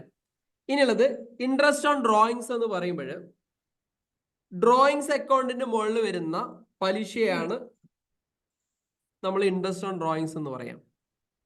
അത് കമ്പനിയെ സംബന്ധിച്ചിടത്തോളം ലാഭമാണ്, പ്രോഫിറ്റ് ആണ്, ഇൻകം ആണ്, അല്ലെ? ഉദാഹരണം, കമ്പനിയിൽ ഒരുപാട് ക്യാപിറ്റൽ ഒരു എമൗണ്ട് വന്ന് കിടക്കുന്നുണ്ട്. ഇൻവെസ്റ്റർ വന്ന് കൊണ്ടുപോയിട്ട് ഒരു എമൗണ്ട് എടുത്തുകൊണ്ട് പോവാണ്. അപ്പൊ എടുത്തുകൊണ്ട് പോകുമ്പോൾ കമ്പനിക്ക് ആദ്യം നിയമമുണ്ട്, കമ്പനീന്റെ എന്തെങ്കിലും ഒരു പൈസ എടുത്തിട്ടുണ്ടെങ്കിൽ അതിന്റെ 10% പലിശ കമ്പനിയിലേക്ക് അടച്ചോളണം. അങ്ങനെ ഒരു നിയമം കമ്പനിക്ക് ആദ്യം ഉണ്ട്. അപ്പൊ എന്ത് ചെയ്യും? അപ്പൊ ഉദാഹരണം, ഞാൻ അതിൽ 1,00,000 രൂപ കമ്പനിയിൽ നിന്ന് എന്റെ വ്യക്തിപരമായ ആവശ്യങ്ങൾക്ക് വേണ്ടി ഞാനത് വിഡ്രോ ചെയ്തു. വ്യക്തിപരമായ ആവശ്യങ്ങൾക്ക് ഞാൻ വിഡ്രോ ചെയ്ത സമയത്ത് അതിന്റെ ഒരു 10% ഞാൻ കമ്പനിയിലേക്ക് അടക്കണം. അത് നിയമമാണ്, ആ കമ്പനിയുടെ നിയമമാണ്. ഓരോ കമ്പനിക്ക് അനുസരിച്ച് ഓരോ റൂൾ ആയിരിക്കും. ഇല്ലെങ്കിൽ ആ പൈസ എടുത്താൽ കമ്പനിക്ക് മറ്റു ബിസിനസ് ചെയ്താൽ കമ്പനിക്ക് പൈസ കിട്ടുമല്ലോ. അപ്പൊ അതിന് പകരം വ്യക്തി കൊണ്ടുപോയതുകൊണ്ട് ആ പൈസ എടുത്ത് കമ്പനിക്ക് ഒന്നും ചെയ്യാൻ പറ്റുന്നില്ല. അപ്പൊ സ്വാഭാവികമായിട്ട് ഈ വ്യക്തിയുടെ അടുത്ത് അയാളുടെ ഒരു പലിശ വാങ്ങും. ഈ പലിശ എന്ന് പറയുന്നത് കമ്പനിയെ സംബന്ധിച്ചിടത്തോളം ഇൻകം ആണ്. അതുകൊണ്ട് സ്വാഭാവികമായിട്ടും ട്രേഡിംഗ് പ്രോഫിറ്റ് ആൻഡ് ലോസ് അക്കൗണ്ടിൽ ഈ സംഭവത്തിന് എന്ത് ചെയ്യും? ഇൻട്രസ്റ്റ് ഓൺ ഡ്രോയിങ്സ് എന്ന് പറഞ്ഞിട്ട് എന്ത് ചെയ്യും? ഈ എമൗണ്ടിനകത്ത് ഇത് കാണിക്കും. ഇനി ബാലൻസ് ഷീറ്റിൽ ഇതിൽ എന്താണ് എഫക്റ്റ് സംഭവിക്കുക? നേരത്തെ ക്യാപിറ്റലിന് സംഭവിച്ച പോലെ രണ്ട് കാര്യങ്ങൾ സംഭവിക്കാം. ഡ്രോയിങ്സിന്ന് കുറയും, ആ ക്യാപിറ്റലിൽ നിന്ന് കുറയുത്. ക്യാപിറ്റലിൽ നിന്ന് കുറക്കാം. രണ്ട് രീതിയിൽ സംഭവിക്കാം. ഒന്ന്, ഈ ക്യാപിറ്റലിൽ നിന്ന് കൃത്യമായിട്ടുള്ള ഡ്രോയിങ്സ്. ഈ ഒരു എമൗണ്ട് അല്ലെ, കൃത്യമായ എമൗണ്ട്, ഉദാഹരണം 1,00,000 രൂപ ഞാൻ എടുത്തിട്ടുണ്ട്, അതിന് പലിശ ഒരു 10% 10,000 രൂപയാണെന്ന് വിചാരിച്ചോളൂ. ഈ 10,000 രൂപ ഞാൻ നേരിട്ട് കമ്പനിയിലേക്ക് ആ എല്ലാ മാസവും കറക്റ്റ് ആയിട്ട് നേരെ പേയ്മെന്റ് ചെയ്യുന്ന രീതി. അങ്ങനെയാണെങ്കിൽ പ്രോഫിറ്റ് ആൻഡ് ലോസ് അക്കൗണ്ടിൽ മാത്രമേ ഈ സംഭവം കിടക്കത്തുള്ളൂ. സത്യം, നേരെ പേയ്മെന്റ് ആണ് പ്രോഫിറ്റ് ആൻഡ് ലോസ് അക്കൗണ്ടിൽ മാത്രമേ കിടക്കുള്ളൂ. പക്ഷെ ഇത് മറ്റേതിനകത്തേക്ക് കയറ്റാൻ വേണ്ടി നമ്മൾ പറഞ്ഞു, നമുക്ക് ഒന്നിച്ച് ശരിയാക്കാം. അങ്ങനെ അറിയില്ലേ, നമുക്ക് പിന്നെ റെഡിയാക്കട്ടോ, അങ്ങനെ അറിയില്ലേ, എപ്പടക്കട്ടെ പിന്നെ റെഡിയാക്കാം. ഈ പിന്നെ റെഡിയാക്കാന്ന് പറയുമ്പോൾ നിർബന്ധമായിട്ടും അത് ബാലൻസ് ഷീറ്റിലേക്ക് അത് പോകും. അപ്പൊ ബാലൻസ് ഷീറ്റിൽ എന്ത് എഫക്റ്റ് ആണ് ഈ സംഭവം ഉണ്ടാക്കുക? ബാലൻസ് ഷീറ്റിൽ ക്യാപിറ്റലിൽ നിന്ന് ഡ്രോയിങ്സ് കുറയ്ക്കും, അതുപോലെ തന്നെ ഇൻട്രസ്റ്റ് ഓൺ ഡ്രോയിങ്സും അതിൽ നിന്ന് കുറയ്ക്കും. ക്യാപിറ്റലിൽ നിന്ന് ഡ്രോയിങ്സ് കുറയ്ക്കും, അതോടൊപ്പം ഉദാഹരണം തന്നെ 10,00,000 രൂപ ഞാൻ ഓൾറെഡി ബിസിനസ്സിലേക്ക് ഇൻവെസ്റ്റ് ചെയ്തിട്ടുണ്ട്. 1,00,000 രൂപയാണ് ഞാൻ എടുത്തത്. അപ്പൊ ക്യാപിറ്റൽ എത്രയുള്ളൂ? 9 ഉള്ളൂ. എന്നിട്ട് ഈ മാസം ശരിക്കും ഞാൻ ഒരു 10,000 രൂപ കൊടുക്കണം കമ്പനിയിലേക്ക്. ഞാൻ 10,000 രൂപ കൊടുത്തിട്ടില്ലെങ്കിൽ എന്ത് ചെയ്യും? കമ്പനി ഇങ്ങോട്ടേക്ക് തരാനുള്ള പൈസ എന്നാ 10,000 കൂടി അങ്ങ് കുറക്കും. ഞാൻ ഒരുപാട് കാലം അങ്ങനെ കൊടുക്കാതിരുന്നു കഴിഞ്ഞാൽ ലാസ്റ്റ് പറയും നിങ്ങളെ ക്യാപിറ്റലൊക്കെ കഴിഞ്ഞിട്ടോ എന്ന് പറയും, നമ്മളെ പുറത്താക്കും ലാസ്റ്റ്. ഇതാണ് അതിൻ്റെ ഒരു ട്രീറ്റ്മെന്റ്. പറ്റില്ലേ? അങ്ങനെ ഒരു പ്രാക്ടിക്കൽ സിനാരിയോ ആലോചിച്ച് നോക്കി. നമ്മൾ 1,00,000 രൂപ ഇൻവെസ്റ്റ് ചെയ്തു, അല്ലെങ്കിൽ ഒരു 10,00,000 രൂപ ഇൻവെസ്റ്റ് ചെയ്തു, അതിൽ നിന്ന് 1,00,000 രൂപ വലിച്ചു. ഇനി 9,00,000 രൂപ മാത്രമേ കമ്പനിയിലുള്ളൂ. ഈ 1,00,000 രൂപ ഞാൻ എടുത്തത് കൊണ്ട് അതിനൊരു 10,000 രൂപ ഞാൻ അടക്കാനുണ്ട്. അപ്പൊ ഞാൻ പറയണത് പിന്നെ നമുക്ക് അഡ്ജസ്റ്റ് ചെയ്യാം, ഇപ്പൊ അങ്ങനെ പോട്ടെ, എൻ്റെ അടുത്ത് പൈസ കാലമായിട്ട് അപ്പൊ അങ്ങനെ നോക്കട്ടെ. അപ്പൊ അടുത്ത മാസം പോയ സമയത്ത് കമ്പനിയിൽ എൻ്റെ ഇൻവെസ്റ്റ്മെന്റ് എത്രയുള്ളൂ? 8,90,000 ഉള്ളൂ. 10 ഇവിടെ പോയി. ഇനി ആ 10 അവിടെ ആവും. ആ പലിശ നമ്മൾ ആണ്ട് കൊടുക്കുകയാണെങ്കിൽ നേരെ നോർമൽ പൈസ ആയിട്ട് കയറി വരും. എന്റെ പ്രാക്ടിക്കൽ മാത്രമല്ല, ലോജിക്ക് മാത്രം ആലോചിച്ച് നോക്കി, ബാക്കി ഇതിന്റെ ട്രീറ്റ്മെന്റ് എങ്ങനെയൊക്കെ നമുക്ക് ആലോചിച്ചാൽ കിട്ടും. പിന്നെ രണ്ട് രീതിയിലാണ് ഇത് സംഭവിക്കുക അല്ലെ, രണ്ട് രീതിയിലാണ് സംഭവിക്കുക. ഇൻട്രസ്റ്റ് ഓൺ ഡ്രോയിങ്സ് രണ്ട് രീതിയിൽ സംഭവിക്കും. ഒന്നെങ്കിൽ നേരിട്ട് ആ പേയ്മെന്റ് കൊടുക്കും, എവിടെയും റിഫ്ലക്ട് ആവത്തില്ല, കമ്പനിയിൽ ഒരു ഇൻകം ആയിട്ട് റെസിപ്റ്റ് ചെയ്യും, നെറ്റ് പ്രോഫിറ്റിന്റെ കൂടെ ആഡ് ചെയ്ത് അങ്ങ് വരും. ചില സമയത്ത് പിന്നെ അഡ്ജസ്റ്റ് ചെയ്യാം, അല്ലെങ്കിൽ ബാലൻസ് ഷീറ്റിലേക്ക് അഡ്ജസ്റ്റ് ചെയ്യുകയാണ് ഈ പരിപാടി എങ്കിൽ നിലവിൽ നമുക്ക് തരാനുള്ള ക്യാപിറ്റലിൽ നിന്ന് ഈ ഒരു എമൗണ്ട് കുറഞ്ഞു പോകും. കത്തില്ല? ഇതാണ് ഇൻട്രസ്റ്റ് ഓൺ ഡ്രോയിങ്സ് എന്ന് പറയുന്നത്. സെറ്റ് അല്ലേ? ഓക്കെ. അപ്പൊ ഇതുമായി ബന്ധപ്പെട്ടുള്ള രണ്ട് പ്രോബ്ലം ഞാൻ ഗ്രൂപ്പിനകത്ത് അപ്ലോഡ് ചെയ്യും. ഈ രണ്ട് പ്രോബ്ലം എന്ത് ചെയ്യാം? നമ്മൾ ചെയ്യാം. ഇനി ഞാൻ കൂടുതൽ എടുക്കുന്നില്ല. അപ്പൊ ഇത്രയാണ് പറയാനുള്ളത്. ഇനി എന്തെങ്കിലും വേറെ എന്തെങ്കിലും കാര്യങ്ങൾ പറയാനുണ്ടോ? സംസാരിക്കാൻ അധികം എടുക്കുന്നില്ല. ഫാമിലി വൈസാ